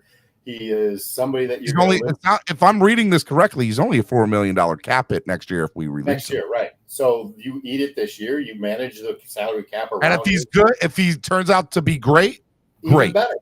Yeah. And if he doesn't, you get to release him in only a $4 million cap hit next year. There you go. You might be onto something with just keeping it as is. But do you at least try to go to him and say, hey, would you be willing to renegotiate your contract this year? So why would you renegotiate with him if you're wanting to move off him in the first place? Because if you renegotiate, you're going to have to add years. And you're not going to add years for somebody you want to move on from, right? You swallow the salary this year. You try to get the best production out of him you can. Perhaps he's a trade candidate maybe mid-year. Who knows? Or you move off of him next year. All right. I like that. All right, so we talked Emmanuel Agba. We talked Christian Wilkins. We talked Cedric Wilson. Okay, let's get into draft day trades when it comes to picks. Currently, the Miami Dolphins have a second-round draft pick, the number 51st overall pick. 51st, right? Yeah, 51. There's been a lot of chatter within the community as far as beat writers are concerned and people close to the team that the Dolphins are considering trading down to go higher. What are your thoughts on this? Is there somebody out there that you're in love with? Is the first round a possibility? And just, where do you see this currently right now? I don't think they have a trade. So it all depends on who they identify as their guys, right? So you've got 2 or 3 guys that you think will fall to 51. Do you think you absolutely identify somebody that's going to be a game changer for your franchise that you have to move up to? I don't see that happening. Just the way this draft shakes out, and there's plenty of guys that you could draft at 51 that can help this team. I think they stick at 51. Would I be surprised if they traded down to acquire a couple more picks in the 3rd, 4th, and 5th round? I can absolutely see that happening. That is, if their 2 to 3 guys that they identify as their guys at 51 aren't there, then they trade down. So you look at 51 and universally, it's offensive line, correct? Yes. So if there's somebody, they haven't had a good track record of drafting offensive linemen recently, but that's their need. And so you go down the draft prospects that are available at 51, and we've all done the mock drafts and analyzations, I hope, and is there somebody at 51 that can fit into the offensive line and help right away that's available at the draft? Outside of a center from Wisconsin or a center from Minnesota that potentially could be available, I don't think there's an offensive tackle that's available at 51 that could help this team. So what about a running back or a tight end? Dude, if Greer drafts a running back after signing 4 running backs in the offseason, if Jamar Gibbs from Alabama is there at 37, he's not going to be at 51. He's not going to be there at 51, but if he's there at 37, so you're going to give up. You're going to tell me you're going to give up. I'm not saying. I'm asking the question. He's a good enough talent. And I'm in. No running back is to give up what limited draft. Running backs hate you because that's why they're not getting paid in the NFL. They're not valued. They don't hate me. NFL. I'm not the GM, but it's true, right? Like you could draft somebody in the 5th round and get the same production as somebody that has a $10 million a year contract, right? It just doesn't make financial sense when you can allocate that money somewhere else. And which the Dolphins have already done. They've re-signed Wilson. They re-signed Ahmed. They re-signed Mostert. Gaskins. They re-signed Gaskin. So you already have your running back room set. All right. So let me just pause because I want to get back to the trading down to 51 and what that might look like, right? Let me just pause for a second on the running back situation and draft day trades and say there's going to be 2 people that could be potential draft day trades in the NFL. Their names are Derrick Henry and Dalvin Cook. They've both been linked in rumors to the Miami Dolphins, especially Dalvin Cook. It's already been confirmed that the Dolphins tried to go after him. Minnesota said the price was too high at the time. Is it plausible or possible that either one of those guys gets traded on draft day? And B, are the Miami Dolphins one of those teams that they could get traded to? I don't see either one happening to Miami. Okay. You think they'll get traded on draft day, though? I can't. Dalvin, I think, will. Well, that's what I was about to say. Like Dalvin, they have a really good running back behind Dalvin and McKinnon, right? Is that his name? And but you look at Tennessee, and Derrick Henry is the franchise, right? So you're at the precipice of they're rebuilding, though. Tearing it down. Yep. Tearing it down. I mean, to the point where they drafted a 2nd-round draft pick last year. You started 3 or 4 games this year, and they're talking about drafting a quarterback.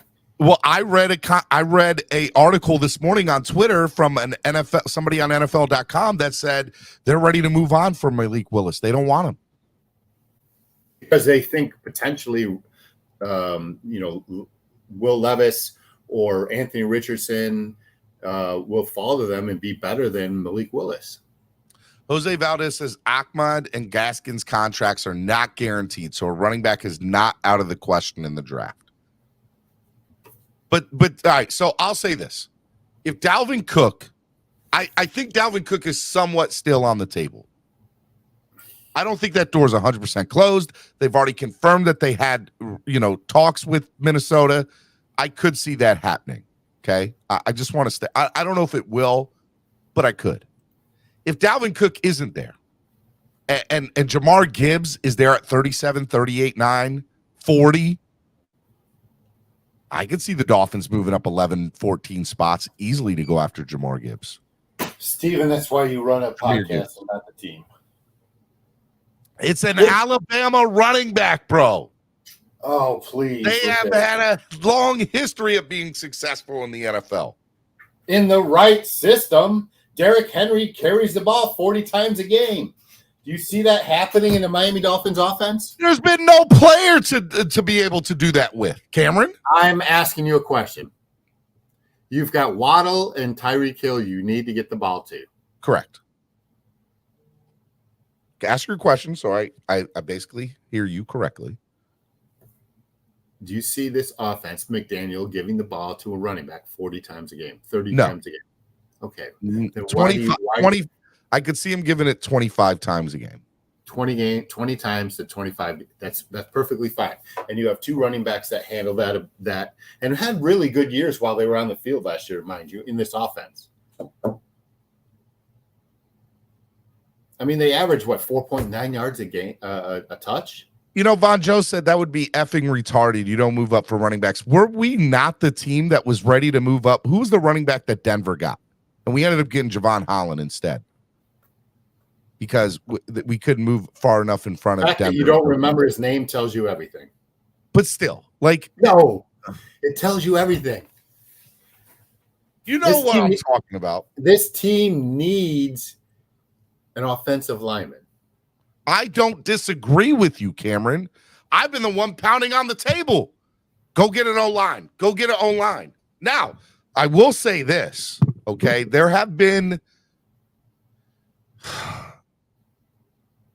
I've always said in order to be a successful franchise, you need to have a successful O-line. And the one big weakness and glaring weakness for this team has always been O-line. But is there somebody at 51 that is going to make a huge difference on the starting line of this team? No. That's what I just told you. I don't think so. Unless they draft the center from Minnesota or the center from Wisconsin. Those two guys would make your team better because you move Connor Williams. Connor back to guard and you move that. But hold on, Cameron.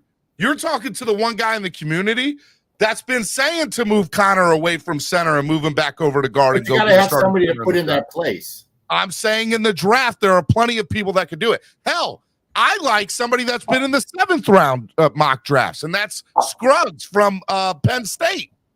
I think he's a good center. I don't understand why he's not higher on people's draft boards. He's played some top-notch defensive lines in college football and has started the whole time he's been in Penn State. Juice Scruggs, right? That's his name, Juice. Give me the juice. That's right. Let's give up assets and pieces for a rookie tight end in a passing league. We are effing passing league, and we're crying about running backs. Cameron, please help him. I'm not saying that we should do this. I'm merely trying to make the conversation for content of, do the Dolphins consider this? Because here's the reality, ladies and gentlemen. The Dolphins have been discussing getting a better running back. They were on the phone with Dalvin Cook. That's been confirmed. So I truly believe if they were on the phone about Dalvin Cook, there's probably been discussion about Derrick Henry, Saquon Barkley, Josh Jacobs. They've all been on the table of discussions, I would admit. If Dalvin Cook's there, you got to think that they've inquired, hey, are these guys available? Can we go get them? Who available is in the draft that could do it? I agree with you. Jamar Gibbs will not be there at 51. But if anything, I'll say this. I'll concede to this notion, Cameron. If it's less than 10 spots, you sure as hell consider moving up for Jahmyr Gibbs. 100%. I'm not saying you should. They will do it. But move up 10 spots from the 6th round to the 5th round, maybe. Say what? They're not going to draft a running back at 51 or 41 or 37. Okay. But we both agree there's no offensive lineman that does the quality at current 51. I do not agree with that one bit. There's There's 2 centers available. All right. There'll be 2 centers available. But they've also confirmed that they like Connor Williams. And by the way, he's been one of the highest graded centers last year, too. And that's why I said if you look at those 2 centers, those are the only 2 players that I would consider at 51 if you're looking at offensive line. I think they move down. They think they get more draft picks and move down. Unless there's somebody that they love that can fill another. So you're saying move back. They're not staying at 51. They're going to move back. They're not moving down. They're moving up. More draft picks. They're moving down. Say that again. They move out of 51 and move down to get go backwards. 2 more draft picks and still get their guys. Absolutely. But anything other than that, there's no way. There's no way they're moving up.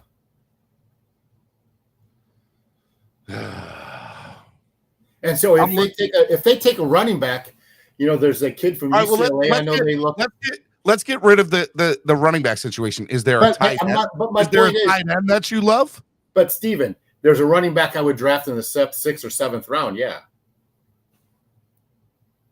Okay, that I don't deny that there'll be somebody there. The guy, oh man, and The kid from everybody. Minnesota, Ibrahim, and the guy that they just interviewed from UCLA, who would fit the style of this running back, the running room back, rather, this offense. But they're not going to draft somebody in at 51 or move up to draft a running back. That is just totally preposterous. Cat for Life says, is Austin Eckler a play? You know, that whole situation in LA is very interesting, man. They've straight up dogged Austin Eckler. But to be fair, it sounds like every running back gets no, unless your name is Derrick Henry or Dalvin Cook. I mean, I don't think you get real special preferential treatment when it comes to running backs in the NFL. You just don't see it. And I'm sure I'm missing one or two other running backs in there. Saquon's So let me ask you this: at 51, they could have a tight end, right? They just let's talk tight ends. They just extended Austin Eckler, Durham Smythe. We have two tight ends on record, or we have two or three. We have three tight ends. The Connor guy, right? Tanner Connor, Durham Smythe, and the guy we just got from Denver. What's his name? Saubert? Yeah, Saubert. Eric Saubert. Is that his name? I think it's Eric Saubert. Yeah. Eric. So do you add to that room? Eric Saubert. Correct. Yes, of course you do. They had 5 tight ends last year. You don't think they're going to have at minimum? They got at minimum. You got to bring in more for training camp. So they're going to. So do you if your offensive lineman is not there at 51, you don't have anybody to trade with. Do you draft Sam Laporta out of Iowa? There's 13 tight ends that have a grade 3rd round or higher in this draft. 13 tight ends. Darnell Washington. Darnell Washington is somebody that I like a lot. But again, let's be clear. The guy out of Penn State too. They like that tight end as well. To be clear, we had a great pass catching tight end for the last 2 years in Gesicki. Never utilized him correctly because he couldn't block, in my opinion. So whoever we bring in has to be a really above average blocker. He's got to be a good or a really good blocking tight end. Has to be. So we can't say that stats are going to be everything. Oh, this guy had 13 touchdowns and had 800 yards receiving. No, that's not the type of tight end that they're looking for. They're looking for a tight end that, oh, this guy played 80% of the snaps on offense and they ran the ball to his side of the line, you know, when they did run 50% of the time, 60% of the time to his side. Those are the stats that McDaniel and Chris Greer are going to be looking for from a tight end. What does his blocking look like? What's his blocking grade? How many snaps when they went to his side of the ball were successful runs of 3 yards or more or 4 yards or more? All right, so they love Tanner Connor because he can block and he's a really good athlete. Too. They like Saubert because he can block. And he's a block first pass catcher, right? Yep. So and is Smythe has got talent catching. And so is Durham Smythe. Durham Smythe has caught passes in this offense. But that's why I don't think they go out of their way for a tight end, especially when you're looking like the tight ends that would be available are pass catching tight ends. So who do you have 51? Because you just turned down running. You trade down. You get more draft picks. You get more draft picks, man. That's easy to say to trade down, right? But who the hell wants to move up to 51? Somebody is looking for a player that they identify better than we do. Is it worth it? Like, are you saying, all right, look, here are Dolphins. If somebody wants to move up, let's say 10 plus draft picks, you might get another round draft pick without having to give up a round draft pick, right? And what I mean by that is they've moved up 10 plus spots. They're going to give a 6th rounder or an additional 5th rounder to move up 10 plus spots. But if somebody's only moving up 6 spots or 5 spots or 4 spots, what are you going to get back? Maybe a higher round draft pick. Maybe they say, we'll move up 6 spots. You'll get this in return. You give us a 5th rounder. We'll give you a 4th rounder. So maybe you move from 5th and to get as long as you're accruing more draft picks. We have 4 draft picks, correct? 5. We have 2, 1 in the 2nd, 1 in the 3rd, if I'm correct, and 6 and a 7. 2 in the 6 or 2 in the 7, something like that. Regardless, you have 5 4 draft picks. You only reason you move back is to accrue more draft picks. That's it. I agree. Trade down so you can get more practice squad players. That's kind of where I'm getting at. What about defensive tackle? We lost Jenkins. That's true. We did lose Jenkins. So flip side, or Dolphin Don says, we're in our window, which we are in our window. So do you trade up for an offensive tackle? Well, let's look at that, right? So we're at 51. And here I just pulled up a rotoballer.com. This is a random person's second round pick, right?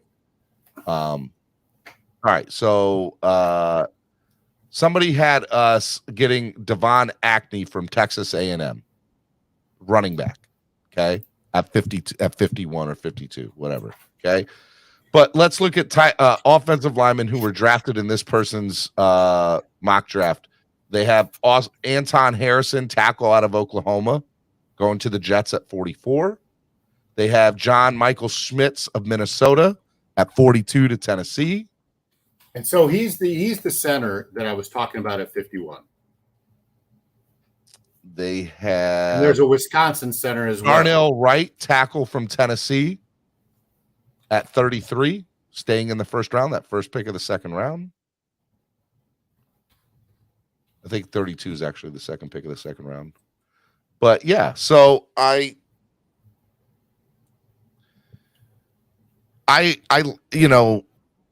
to Dolphin Don's point, our window right now, I think it's just as likely we move up. Here's what I think. I think Chris Greer and Mike McDaniel have guys that they love. I don't believe in my heart of hearts that the Dolphins draft 51 overall. Whether they move up or move down or move back, that's to be determined. And my heart is telling me that they're not going to move back unless it's for multiple draft picks, which means they're moving back, they're gaining 1 or 2 decent draft picks, and you're throwing in Cedric Wilson maybe into that deal. Exactly. So they have 4 draft picks right now. They have 4. The second, a third, a 6th, and a 7th, right? Yep. So it's all how you evaluate this draft too. Allegedly, according to the experts, the draft is really good for offensive linemen, defensive linemen, and running backs. If you can get those guys, third, fourth, and fifth round. So if someone covets and wants to move up to 51, and maybe they take Cedric Wilson and give you a third and a fifth or something like that, you take that deal. So that's fair. I hear you on that. But as far as moving up, unless it's going to be for a starting caliber offensive line, right? I don't think that you make the move unless that to move up. But if they do it for a tight end or a running back, that means they're in love with that guy and they see something in him. And if it's not for an offensive lineman, they're pretty good at hitting on the rest of those picks for the most part. So I'm going to have the utmost faith. Okay, they moved up 12 spots to go get a tight end. They love the guy. Or they moved up 12 spots to go get a running back. There will be people on here that's stupid. You don't do that. No, they fell in love with the guy. They saw an opportunity to go get him, and they got their guy. Nothing wrong with that. Now, it's not like moving back into the first round to go get Noah Igbenogany. God forbid we do something that stupid again. But, I get it. Flipside Fishing hit the nail on the head. He said, the issue I have drafting a lineman at 51 is we don't have time to wait for him to develop. Like dude said, we have a small window. We need a guy to contribute right away. We started Austin Jackson. You started Austin Jackson. You started Liam Eichenberg as rookies, right? Because we had nobody else there. But that's not the point. The point is that you draft evaluators, identify somebody that can start right away. If he's available at 51, you draft him. All right, let's break this down. What are the Rookies, positions? look at New England. They've made a franchise history off drafting rookies in the 3rd to 6th round, 7th round, and starting them. They draft away their 1st and 2nd round picks all the time to go get more quality draft picks later. I'm talking about offensive linemen, Steven. They draft forever between 3rd and 7th. And you want to know the difference? You want to know the difference, Cameron? We don't have Bill Belichick in our war room. Belichick knows talent on the O line. Does the same thing. Like, but you can make that's why they also paid $18 million to Odell Beckham, because they don't know how to draft a wide receiver. All right. Let's break this down in a simpler form. We need a tight end. That's going to happen, right? We need to go get another tight end, maybe even 1 or 2. Okay. We need to go get another running back, a young running back, because 2 of the running backs don't have guaranteed money for their contracts. So if there's somebody better available, they are going to get them. So you got to think a running back is on the board to go get if they like somebody, right? All right. So tight end, running back, offensive line. They got to upgrade. They got to add. Not in that order. Offensive line is first and foremost. I'm not saying in that order. I'm just basically putting needs down, right? Offensive line. They have to address, whether it's for starting or depth purposes, they have to address the O-line by one to 3 players easily that can make a difference on this roster. Okay. So there's 3, maybe 4 positions, 2 on the offensive line, running back, tight end. Linebacker. You still need another outside linebacker, right? So, and there's some people that might be out there come training camp cuts, but I think that's something. So there's 5 positions right there: linebacker, tight end, running back, and then a couple of O-line. You have 4 draft picks, and you have potentially 5 positions to fill. And you also have to realize the only quality that you're probably going to get is 2nd and 3rd round, and you're just going to pray that you hit on something in the late rounds, because that's all you do in the late rounds is pray that you hit somewhere. Now, Dolphins do have a very good track record of undrafted rookie free agents. So it's not like if we don't get somebody in the draft that Cater Kahoo was a hit last year, wasn't he? So I got to think that I'm good with their scouting department in that area. But when it comes to the draft day trade, they're either going to fall in love with one player that they think we need him, there's no doubt about it, or they're going to do what you say, and they're going to move back to get assets. But you don't move back 2 or 3 positions. You have to move back 10 plus to go get something and or add a Cedric Wilson in there. And I also have to agree that Cedric I don't know if Christian Wilkins is off the table. If you can get if somebody offers you a king's ransom for Christian Wilkins, I love Christian Wilkins. I want him to be a Dolphin.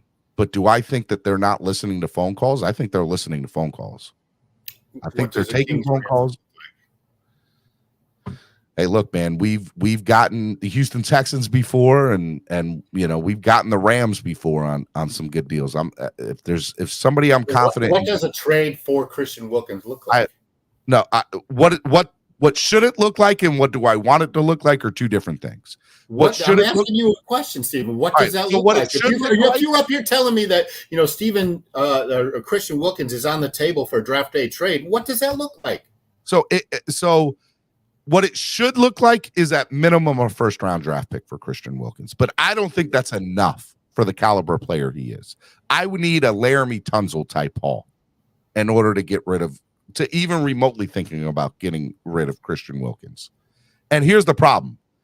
Christian Wilkins doesn't play offensive line. So I don't think we'll ever get that Laramie Tunzel type haul.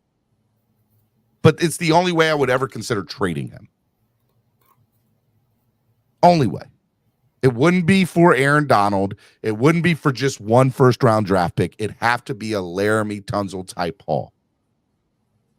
And they're not going to get that for a defensive tackle. They're not. I agree with that. So in your world, If they're not going to get a Laramie Tunsil type haul, then why would you even consider trading him? You don't. All right. So he's not on the table. You just answered. I'm not saying he's not, because Chris Greer's done it before. He can do it again, Cameron. he can find a sucker. He can find a GM that's a sucker. Sucker. I mean, the sucker would be Chris Greer trading away Christian Wilkins. If he got a Laramie Tunsil type haul for him, you don't pull that trigger? Of course you do. But you just said that's not going to happen. Because it never should have happened with Laramie Tunsil, Cameron. Never. That trade should not exist in our multiverse, in our alternate timeline. It should never happen. Top 5 stupidest trade in NFL history. Say it's not. For who? It is. Houston. For Houston, yes. Who cares? I'm just saying it's the stupidest trade, one of the stupidest trades in NFL history. We got the great end of that deal. Thank God. The man deserves a statue. Him and his bong mask. Love Laramie Tunsil. That man can get all day. He can get whatever Laramie Tunsil needs. That when we win a Super Bowl ring, that man should get a Super Bowl ring, and if he's not on the roster, because he is specifically the reason we would have gotten it. The assets we got from him. And if it happened once, why can't it happen again? But to be fair, I don't think that it will. I don't see it happening.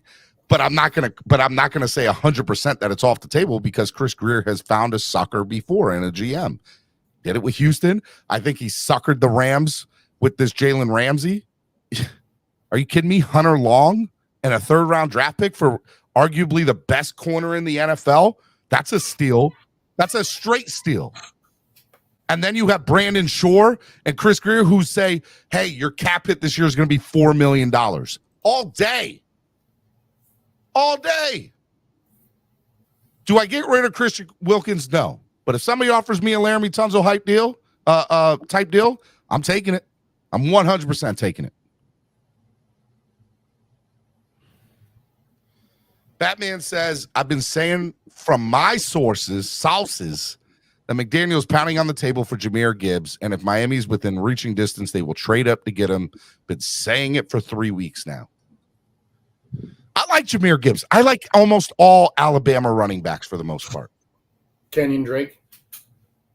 He was that man right there. Forever in my... Okay, Trent Richardson's is not a good example. But for the most part, I like Alabama running backs. And I like Jahmyr Gibbs. I do. All right. Miami Sports Music's #1 Miami fan morning show, Clock Blockers, right here on the Miami Sports Music Podcast Network. I'm going to open up the line. We're going to talk to some of you. Some of you agree with what I say. Some of you disagree with it. I want to hear from you. Cameron and I both want to hear from you. I'm going to pin the link to the top of the page, and we're going to bring you all on and see where you're coming from with it, because we want to hear. This is your show. It's a show made for the fans, by the fans. Do me a favor while we're waiting for people to come in. Hit that like button. Hit it. Only 41 likes.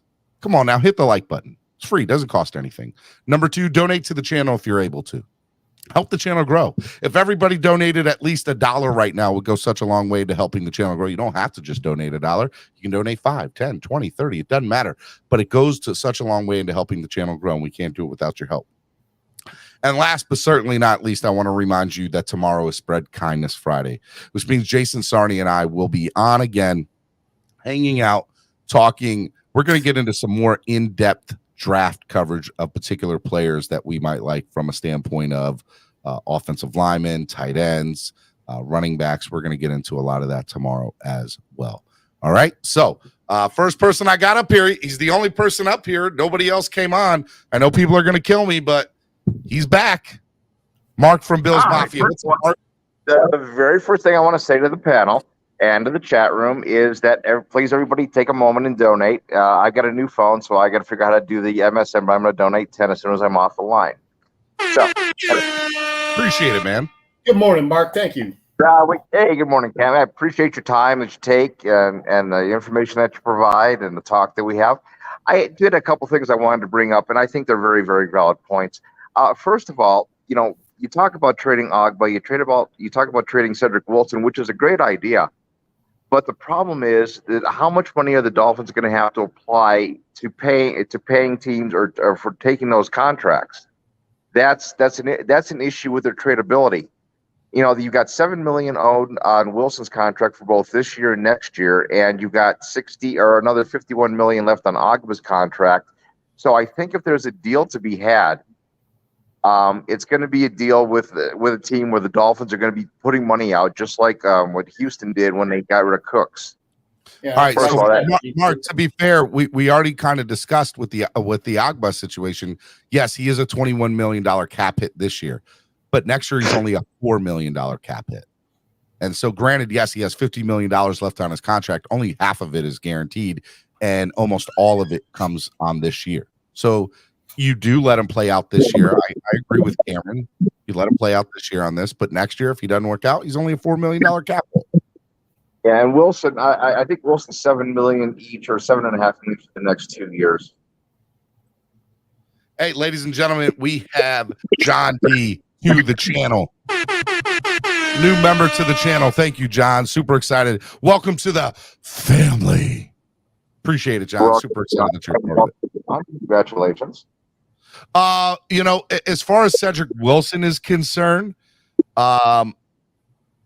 he's a good player, but I don't know if there's any room for him on this roster, and the value that you can get for him. You have to find a team that is just in desperate need of some decent wide receiving help, and I think there are teams out there that fit that mold. And I don't think it's a problem moving Wilson and the talent that he has. It's a problem moving the contract. The talent is there. The contract is $4 million this year. What is it? I have to look it up. Look, I'm on Spro Track right now. All right, I think he's $7 million the next 2 years. He was like 3 years, $23 million. I don't know how much of that was guaranteed, however. I don't recall that off the top of my head. My internet is acting funky. Well, that's not a good thing. I don't know. It's going slow.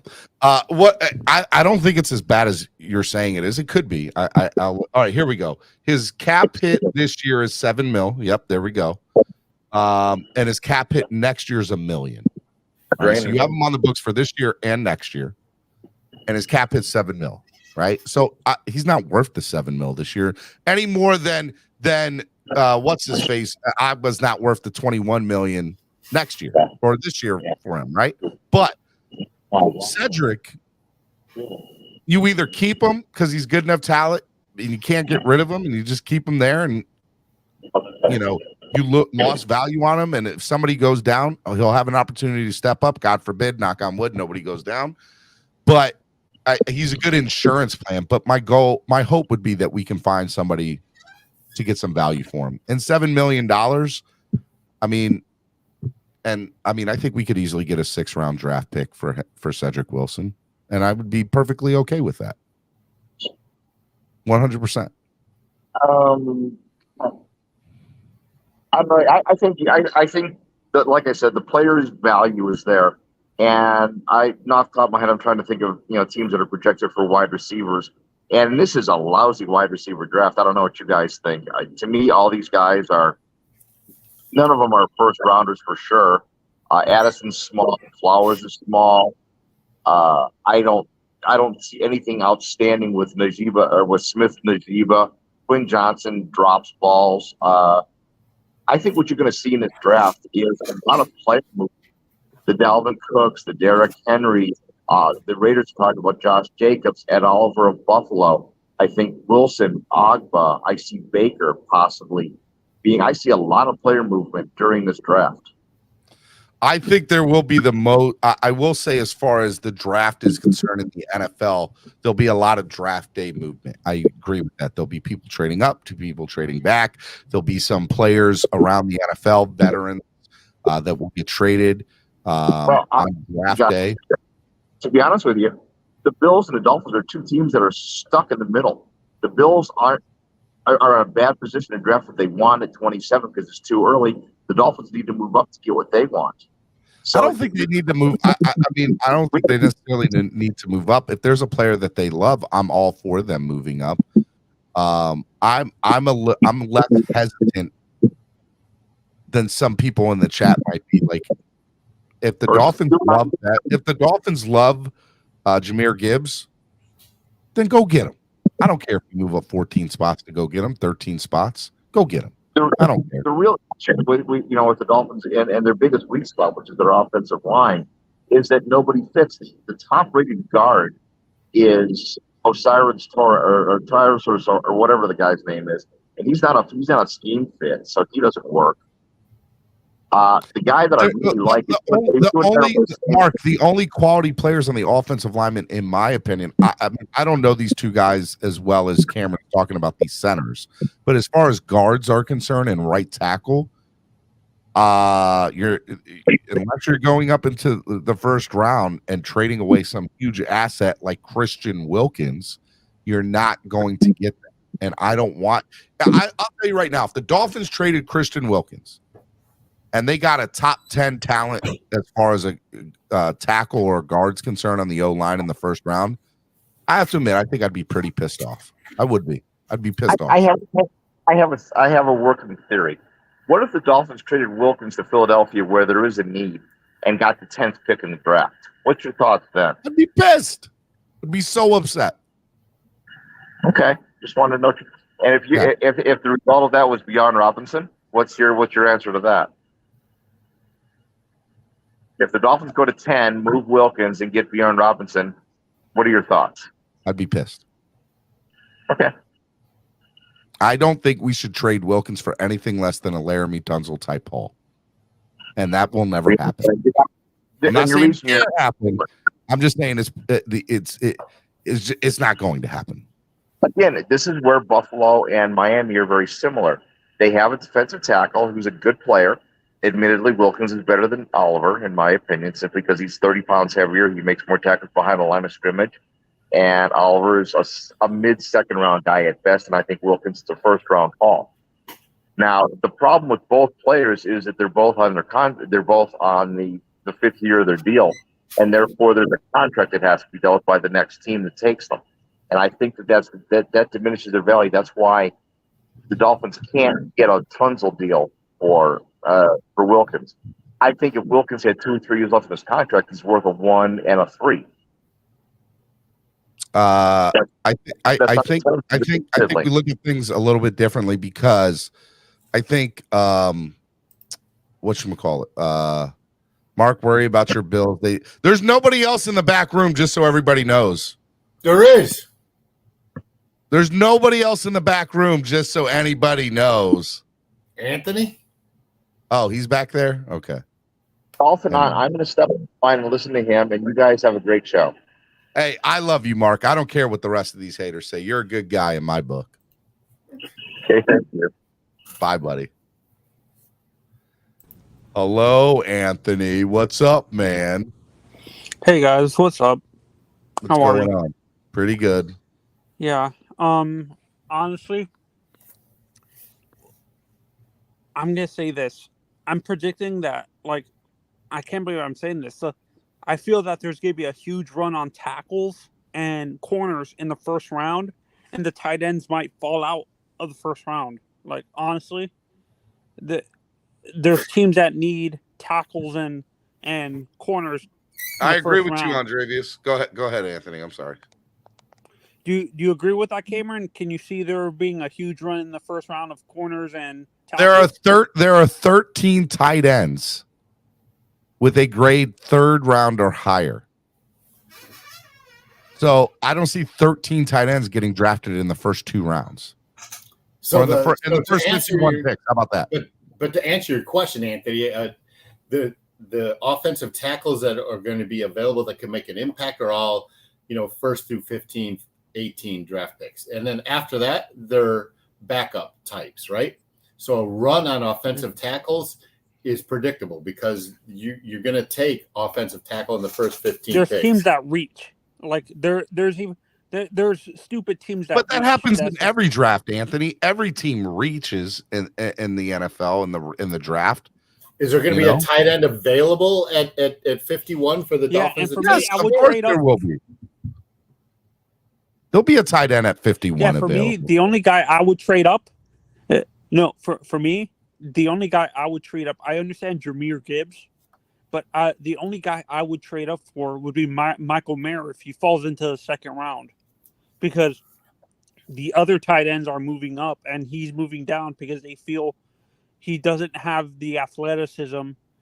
He fits our system. Michael Mayer fits our system of what we want in a tight end: a great blocker and a good receiver and stuff like that.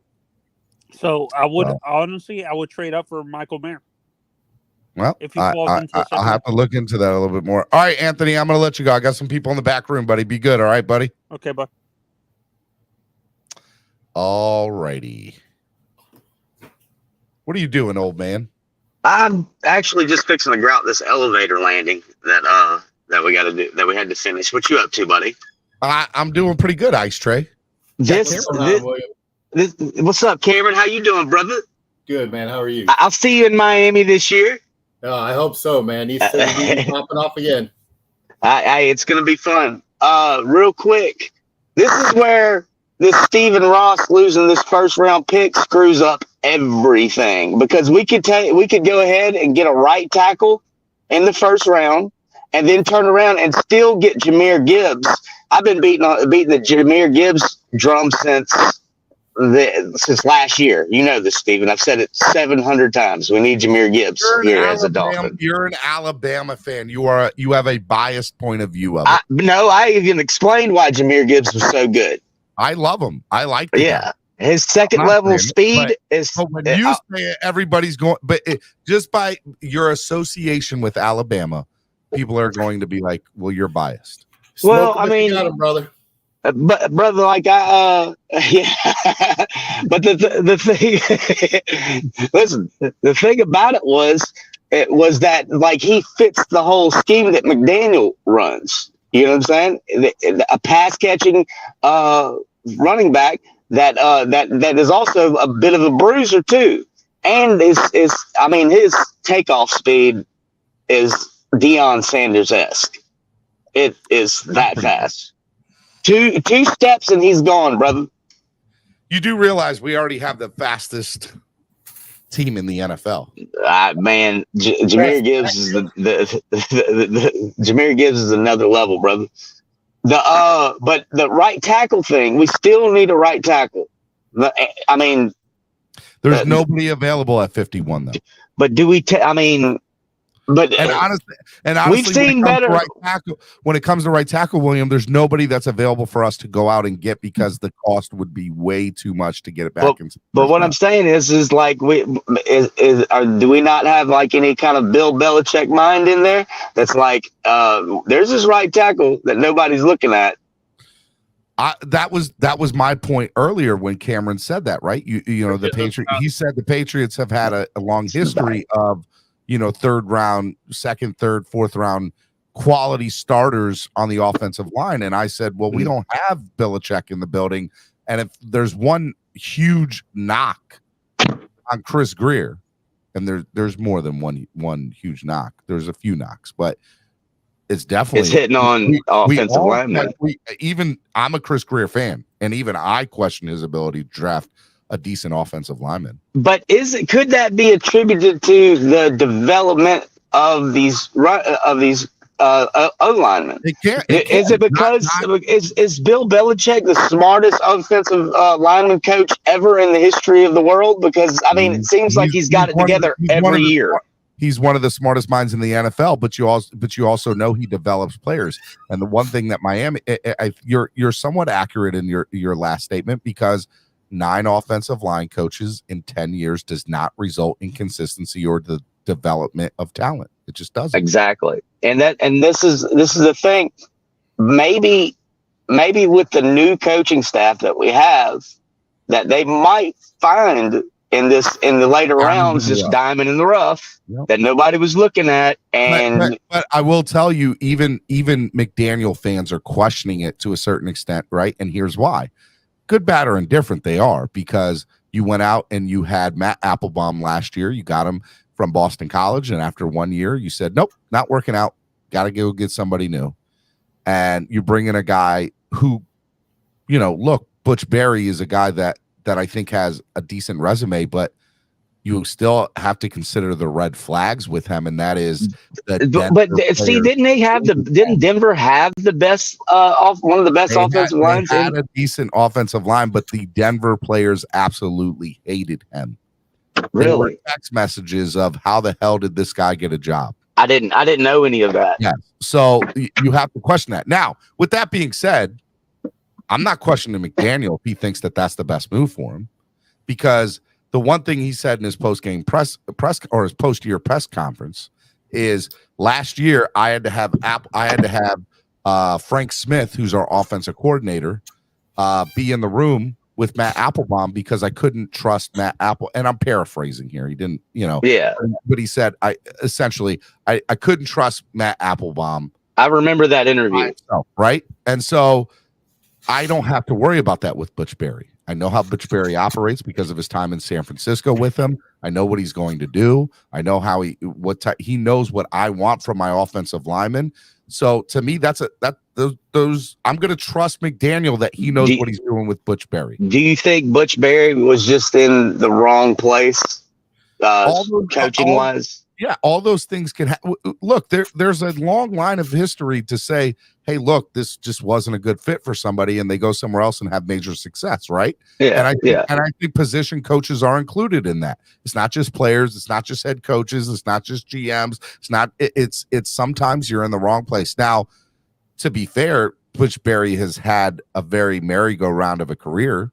He hasn't really necessarily stayed in one place for a long time. But he understands the system that Mike McDaniel runs, so maybe right. And by the way, he's been getting top tier jobs in football, so he's got to know something. So yeah, I'll say this: your statement of, is there somebody in that locker room that can evaluate and eye the talent? I think the scouts are decent in our franchise. Otherwise, we wouldn't have gotten a guy like Cater Kahoo. Who is this? Who are the scouts? You know what I'm saying? Like, that's the only thing. But, well, I mean, there was a time that Chris Greer was director of pro scouting, right? But okay, so since Mike McDaniels came in, what scouts did he bring with him to? The head coach isn't going to bring the scout. The scouts are there under Chris Greer's advisement. So those are great. Is that always wise? I just think that's the way it goes. GMs always, who do I trust to be in charge of scouting? And Chris Greer came from the scouting department, so he knows it. Now that could be a good and a bad thing, right? Because we're seeing all these offensive line hits over the past decade that are missing. So I'm just wondering, like, as far as like scouting wise, what are we getting? All right, you got to break things down, William, on a couple of levels. Number one, I like what Richard McLean just said. He said scouts are regional. They are. Okay, you have your director of pro player scouting. You have your director of college scouting. And so there's different levels of scouting, right? And then they all kind of have under the umbrella, which Chris Greer is the head of. But when you're doing talent evaluation, you have scouts with you from different areas of the country, right? And so they're all evaluating and doing certain things. But let's look at a guy like Brandon Shell. I won't even bring up Cater Kahoo. Brandon Shell is a guy that the scouting department found and said, Dolphins, you need to, Chris Greer, you need to look closely at this guy. This is somebody. And Brandon Shell did a really decent job last year. A really decent job, right? And so I think that should tell me or show me as a fan that watches the game of saying, hey, look, our scouting department can't be that bad. They have found some diamonds in the rough in a Brandon Shell, in a Cater Kahoo, right? In Trill Williams, So, but I will say that I think every team has their Achilles heel. For the Baltimore Ravens, it's wide receiver. For the Miami Dolphins, it's offensive line. Offensive line. But that's that. But see, offensive line is so important that you just can't have misses like that. You know what I mean? I agree, but we've been doing it for 20 years. You know, sign Shell and Fluker, King Short. Listen. I told y'all. Hey, to be fair, if we sign DJ Fluker and Brandon Shell, Cameron, I don't mind both of those. I would love both of them, and then go out and get somebody in the draft. I'm on board with that. And but Fluker also looks remotivated, especially whenever I talk to him down here. His whole attitude is like, I'm getting back here, I'm getting back here, I'm getting back here. And it was just, whenever I saw him, I guess it was over Thanksgiving or Christmas or whatever, he looked like a new fire was under him. He looks different. I mean? Let me tell you something, Bill. He works out at the UFC gym I work at every morning. He's there, and I see him. He's a new person, man. He looks unbelievable. Whenever I saw him, I didn't even recognize him, and he screamed at me down the hall. I mean, not down the aisle. So it was. I turned around and I was like, "Who? What is that?" Right. So. Real quick, I just want to address Richard. He said, what has Trill Williams done in the NFL? He's still only a prospect. That's fair, right? But a scout's job is to evaluate talent. He's talented. It is the coach's job to develop. Yeah. And so and it's also the strength and a strength coach's job to make sure that these guys stay in the best shape and don't get injured as much. Did Trill get hurt before the preseason or during the preseason? He got hurt in training camp. That's what I thought. But to be fair, my statement of they found him, the scouting department did find Trill. Trill's a good talent, you know? So that's not. He had a decent year the year before, too. But didn't they trade for him? And by the way, it's not like Trill had a history of injuries in his college career. You know, no. So didn't they trade a 7th or 6th round draft pick for Trill with New Orleans? Let me look. Trill Williams claimed off of waivers from New Orleans in 2021.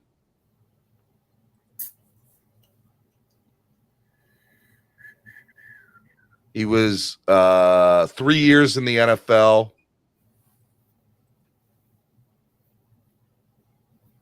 And again, that's why I said there's college scouting and pro scouting, right? And so, you know, that's why he's an undrafted free agent. He was an undrafted free agent. Williams played at Syracuse from 2018 to 2020. He finished his career with 92 tackles and 4 interceptions and 3 touchdowns. After playing in the first 5 games of his junior year in 2020, Williams sat out the rest of the season to prepare for the 2021 NFL draft. After going undrafted, Williams signs with the Saints as an undrafted free agent in May of 2021. He was waived 3 days later after failing his physical. The Miami Dolphins in May of 2021, Williams was claimed off waivers by the Dolphins. He was placed on injured reserve with a torn ACL in August of 2022. So he was in the preseason with the Saints. So that's even questionable right there. I mean, look, I'll say this. That would mean that Trill Williams was discovered by Jeff Ireland in New Orleans. Plausible, yes, but it's not necessarily the case. He never played with the Saints, not even once. He didn't even play in preseason. He was signed with them for 3 days, failed his physical, and was gone. Dolphins got him, you know, and he showed out like everybody thought this guy's amazing, you know. Everybody was clamoring for him in training camp. I really can't wait to see him this year. I think he's going to be good. Hopefully, he gets back on track and see what we can get out of him. You know what I mean? It'll be interesting. But to your point, and then I got Watt Dog in the back, and I'll bring Watt Dog on. All right, I see. That's my son right there. My other son. We got it. What up? He looks like me with just better hair. can't with Bro, you. you got good hair. All right, bro, Look, Lena's got locks, bro. This thing is unreal. He's got Vidal Sassoon quality hair, like he was out of a commercial. Guys, y'all have a great day. Cam, Love it's you, good brother. seeing you. Talk to you. I'll see y'all Good to soon. see you, Love dog. you. Good. Take care, Love man. you, man. All right, Walt Dog, what's up, man? Good morning. What's up, Steph? Good morning. What's up, Cam? What's up, Walt? No. But I wanted to talk about like the Dolphins have 4 picks in this draft. Like, isn't that a little bit concerning for us? Like, you know, in each of the past 2 drafts, we have had 4 picks. That's the least amount of picks. Thanks, Past Stephen 2 Ross. seasons. Yeah, true. You feel me? But in my opinion, I think the Dolphins need to trade back with either that second or third round pick. If we find our guy with the second round pick, no problem. But with that third round pick, I think we need to maybe trade back and collect a little bit more assets. Hey, Walt, how would you feel if the Dolphins moved up 14 picks to go get the running back from Alabama, and they had to trade away their third round pick to go get him? And so all we got is that running back from Alabama in that second round. Okay, and so the 2 7th rounders. And the 2 7th rounders and stuff like that. I mean, okay, are you basically saying that Gibbs would be RB1? RB1, Gibbs would be, but you wouldn't have any other draft picks except for those 2 7th rounders, which means the Dolphins are going after more free agents in that second wave after the draft, which we all know happens, and they're probably going to look at players getting cut after training camp, which happens. True. But you need money to do that, and we're getting a little. There are people that we can renegotiate and restructure to get more money. That can happen. I agree. I'm just asking you, if it happened, would you be pissed off? No, I wouldn't be pissed off. Because I would understand. It's for Tua. We're pretty much getting Gibbs for Tua.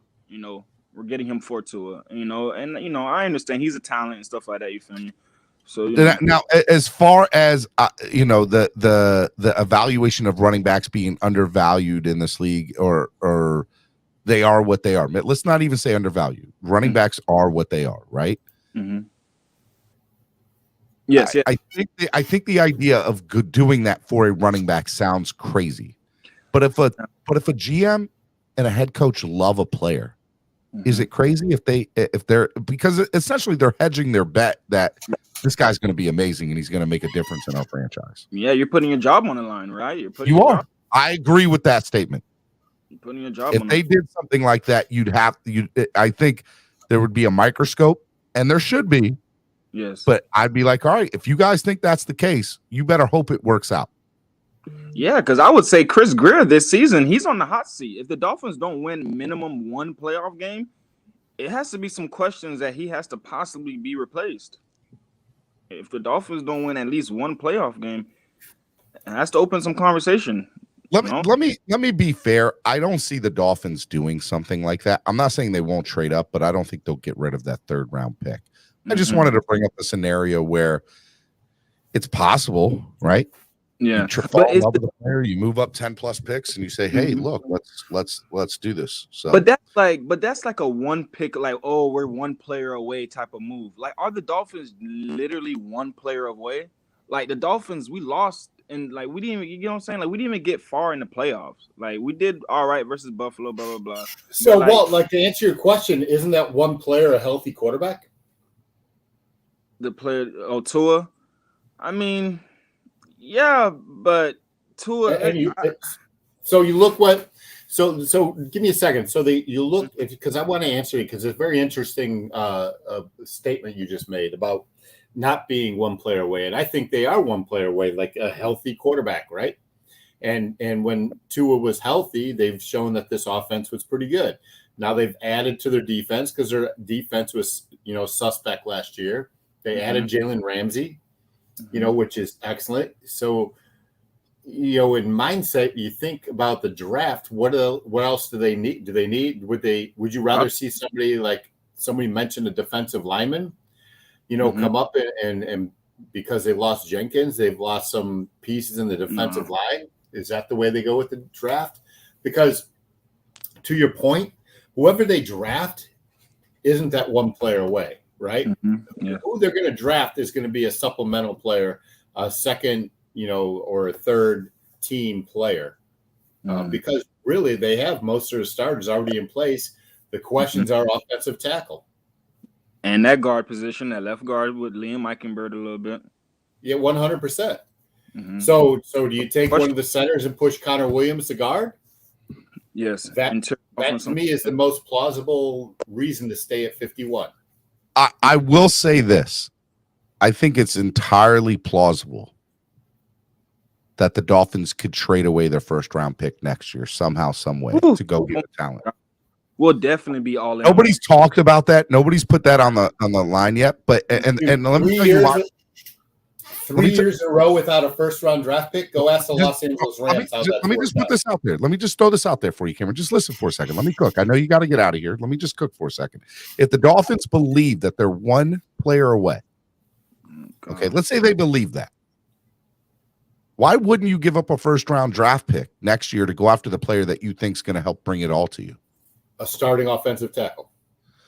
I'm not saying that is the case. I'm saying whatever they deem to believe that. I mean, but then that'll show a lot about Austin Jackson if they go do that. You go get a first-round offensive tackle, then Austin Jackson, he's hitting the bench. And then that's pretty much an X on him. I mean, by the way, I think it's a long shot that happens. I just don't want to dismiss it because if the front office believes that they are one player away, what's a F them picks, right? Isn't that what we all say? F them picks? I agree. I agree. Like me, I'm a big believer, and I have no problem with trading first, second, third round picks if we're getting, Pro Bowl level talent, an immediate starter, blah, blah, blah. I have no problem with that. However, you have to understand, like, we have 4 picks. Last year we had 4 picks, and this season we have 4 picks. That's the least amount of picks of any team. And what's the best way to bring? You're not wrong. You're not wrong. And what's the best way to bring? And to be fair, it is a red flag. It is something where you're like, what's going on with this? But just like what Cam said, Stephen Ross, yada, yada, yada, I understand. But, and just like what you said about trading that first round pick next year, like that would be like, bro, you might as well back up the Brinks truck for Tua right now. You might as well back up the Brinks truck because you're pretty much saying that. Ain't nobody going to be mad if we back up the Brinks truck if we get to the AFC Championship game. Minimum. Oh, no. Nobody's going to be mad at that. I agree. That's what I'm saying. Like at minimum, the Dolphins. Let me stop. There will be the Wolf Pack will be mad, but Rashad looked at me in the back. You feel me? That's all I'm saying. Like we have to win a playoff game, and me. Not just a playoff game. We need to win 2 minimum.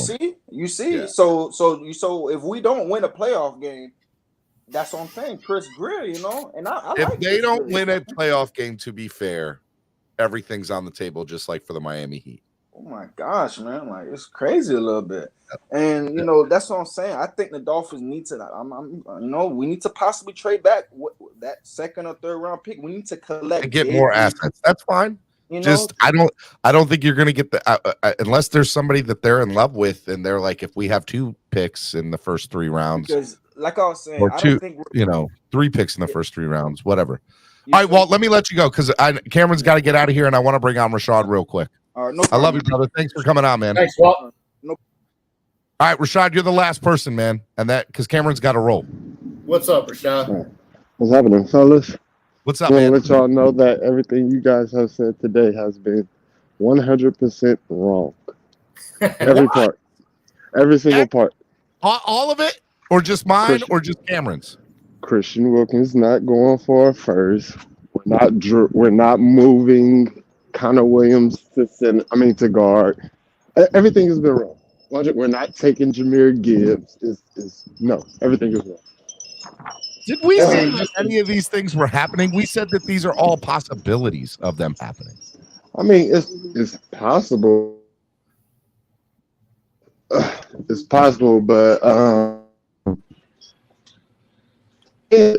no. Unlikely. The last people that went for first round pick, but first defense. He's breaking up. Lewis. Of course he's breaking up. He was coming out here talking nonsense. That's what Rashad does. Forrest Buckner went for 1 first round pick after having 28 sacks in his first 4 seasons.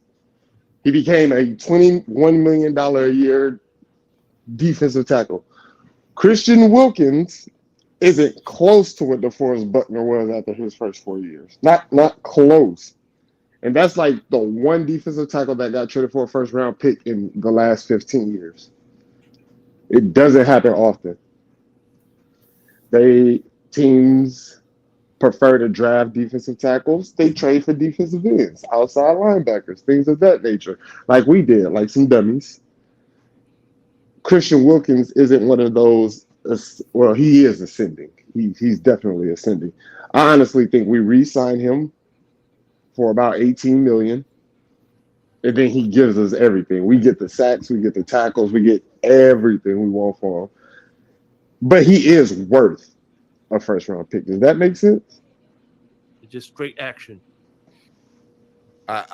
Lewis, do you want to take that? No, it don't make no damn sense. All right, make it make sense. So what's Christian think- Wilkins worth right now? No. We're not trading Christian Wilkins. I'm back I on my know that. positivity train. I'm going off of We're I'm going re-signing off of what they said. More than me. Where were they right at? re-signing Wilkins. We're trading for Devin White. We're trading up next year's first round pick No. to go get Darnell Lewis. Washington. We're making all the moves. Miami is Lewis, set. where were they right? Is my question. Where was who right? Steven or Cameron from earlier. Bro, nobody been the only person that's been right up here all day has been Cameron. What? That's We're the not only guy that's drafting been a right center, up so here. Cameron's wrong. Heck out of here. All right. Hey, I'm driving. I got to get up out of here anyway. I just came up here because I heard the Wolfpack wasn't going to improve. And you damn right we're not going to improve. We don't approve that message of re-signing to it. That's the only reason I came up here. I love you, brother. And I agree with that, Lewis. Hey, Cam, I will also see you on the 28th. I will be there, I guess, co-hosting something with Batman or whatever. So, Right in. I'm gonna slide up in there. Lewis, your swear jar. Tell him to F all that. He paid the $5. hey, fuck all that, Shay. Fuck all that. What they talking about? It's $4. You were already I'm at leaving 2. anyway. All right. Okay. He paid $5. Hey, tomorrow when I'm back, I still got $1 credit. That's right. No, you don't. It's not how this Yeah. works. What are you talking about? There's no carryover minutes. Swear jar credit. Swear jar credit. I love y'all boys, man. I love Except you too, Rashad. man. You're Be good. safe, like, bro. I like Rashad. I don't love him. Later. Bye. I'll do it. There you go. All right, Rashad, get out of here. I love you, brother. Be good, man. All right, y'all. Have a good one. Take care, Rashad. All right. Final thought of the day for Cameron, and then I'm going to play a clip after Cameron leaves, a minute 17 clip of my show with Shake Money in the Blender. It's a little clip to promote the show that is being released today, I believe. Shake, if you just want to put the details of where and when it's going to be released when the clip starts playing. Go ahead, Cameron, your final thought. And by the way, LeBron endorses Android because he's amazing. No, he doesn't. He does. Did you see what I sent you on Instagram the other day about what LeBron was wearing walking down the street? Yes, it was good. Hey, man, so I just did my mock draft, right, while we were talking. Okay.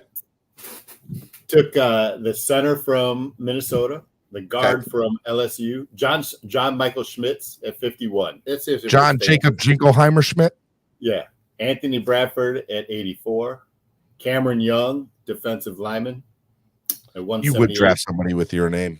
Of course I would. And tight end Zach, and this is a great name, Kuntz, at 238. That cunt. That 6'7" tight end. Where's he from? Where's Old Kuntz Dominion. from? Old Dominion. Old Dominion University. I saw the Harlem Globetrotters play there when I was a kid at ODU on their campus. True story.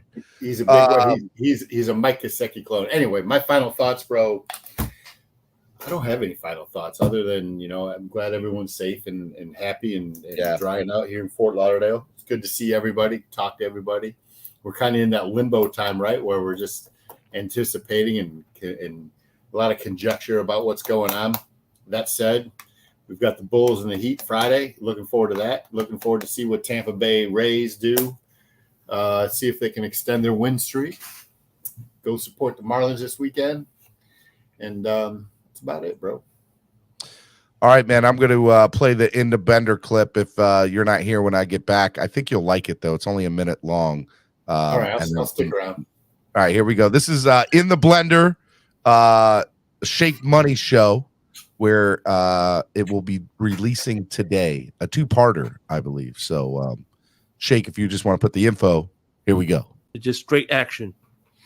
So, all right, now here's the part where Stephen D builds his ultimate team. Okay. What formation are you doing on offense? What's the formation? Two backfield set.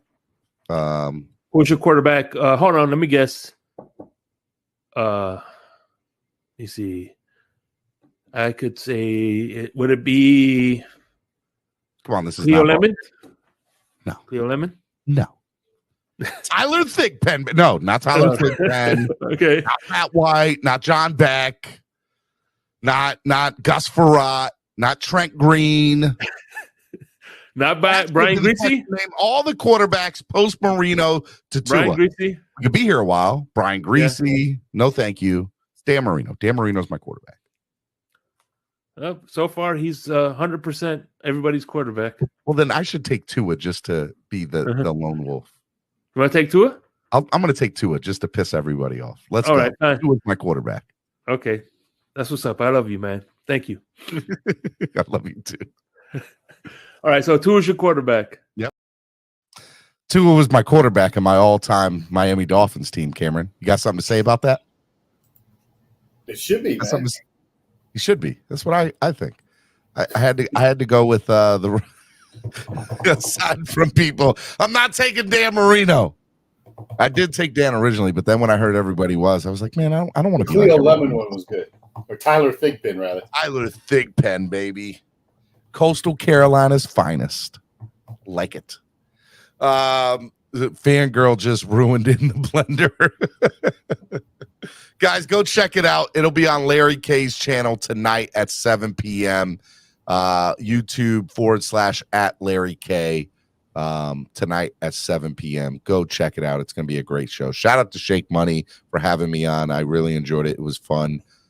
We just hung and talked about, me growing up as a Dolphins fan. And, we talked about spread kindness and how important, suicide prevention is, and just a lot of different stuff we got into. So we got into some real world stuff, some Dolphins stuff, and it was fun hanging out with you, man. I enjoyed it. It was a lot of fun. So go check out the show tonight, 7 p.m.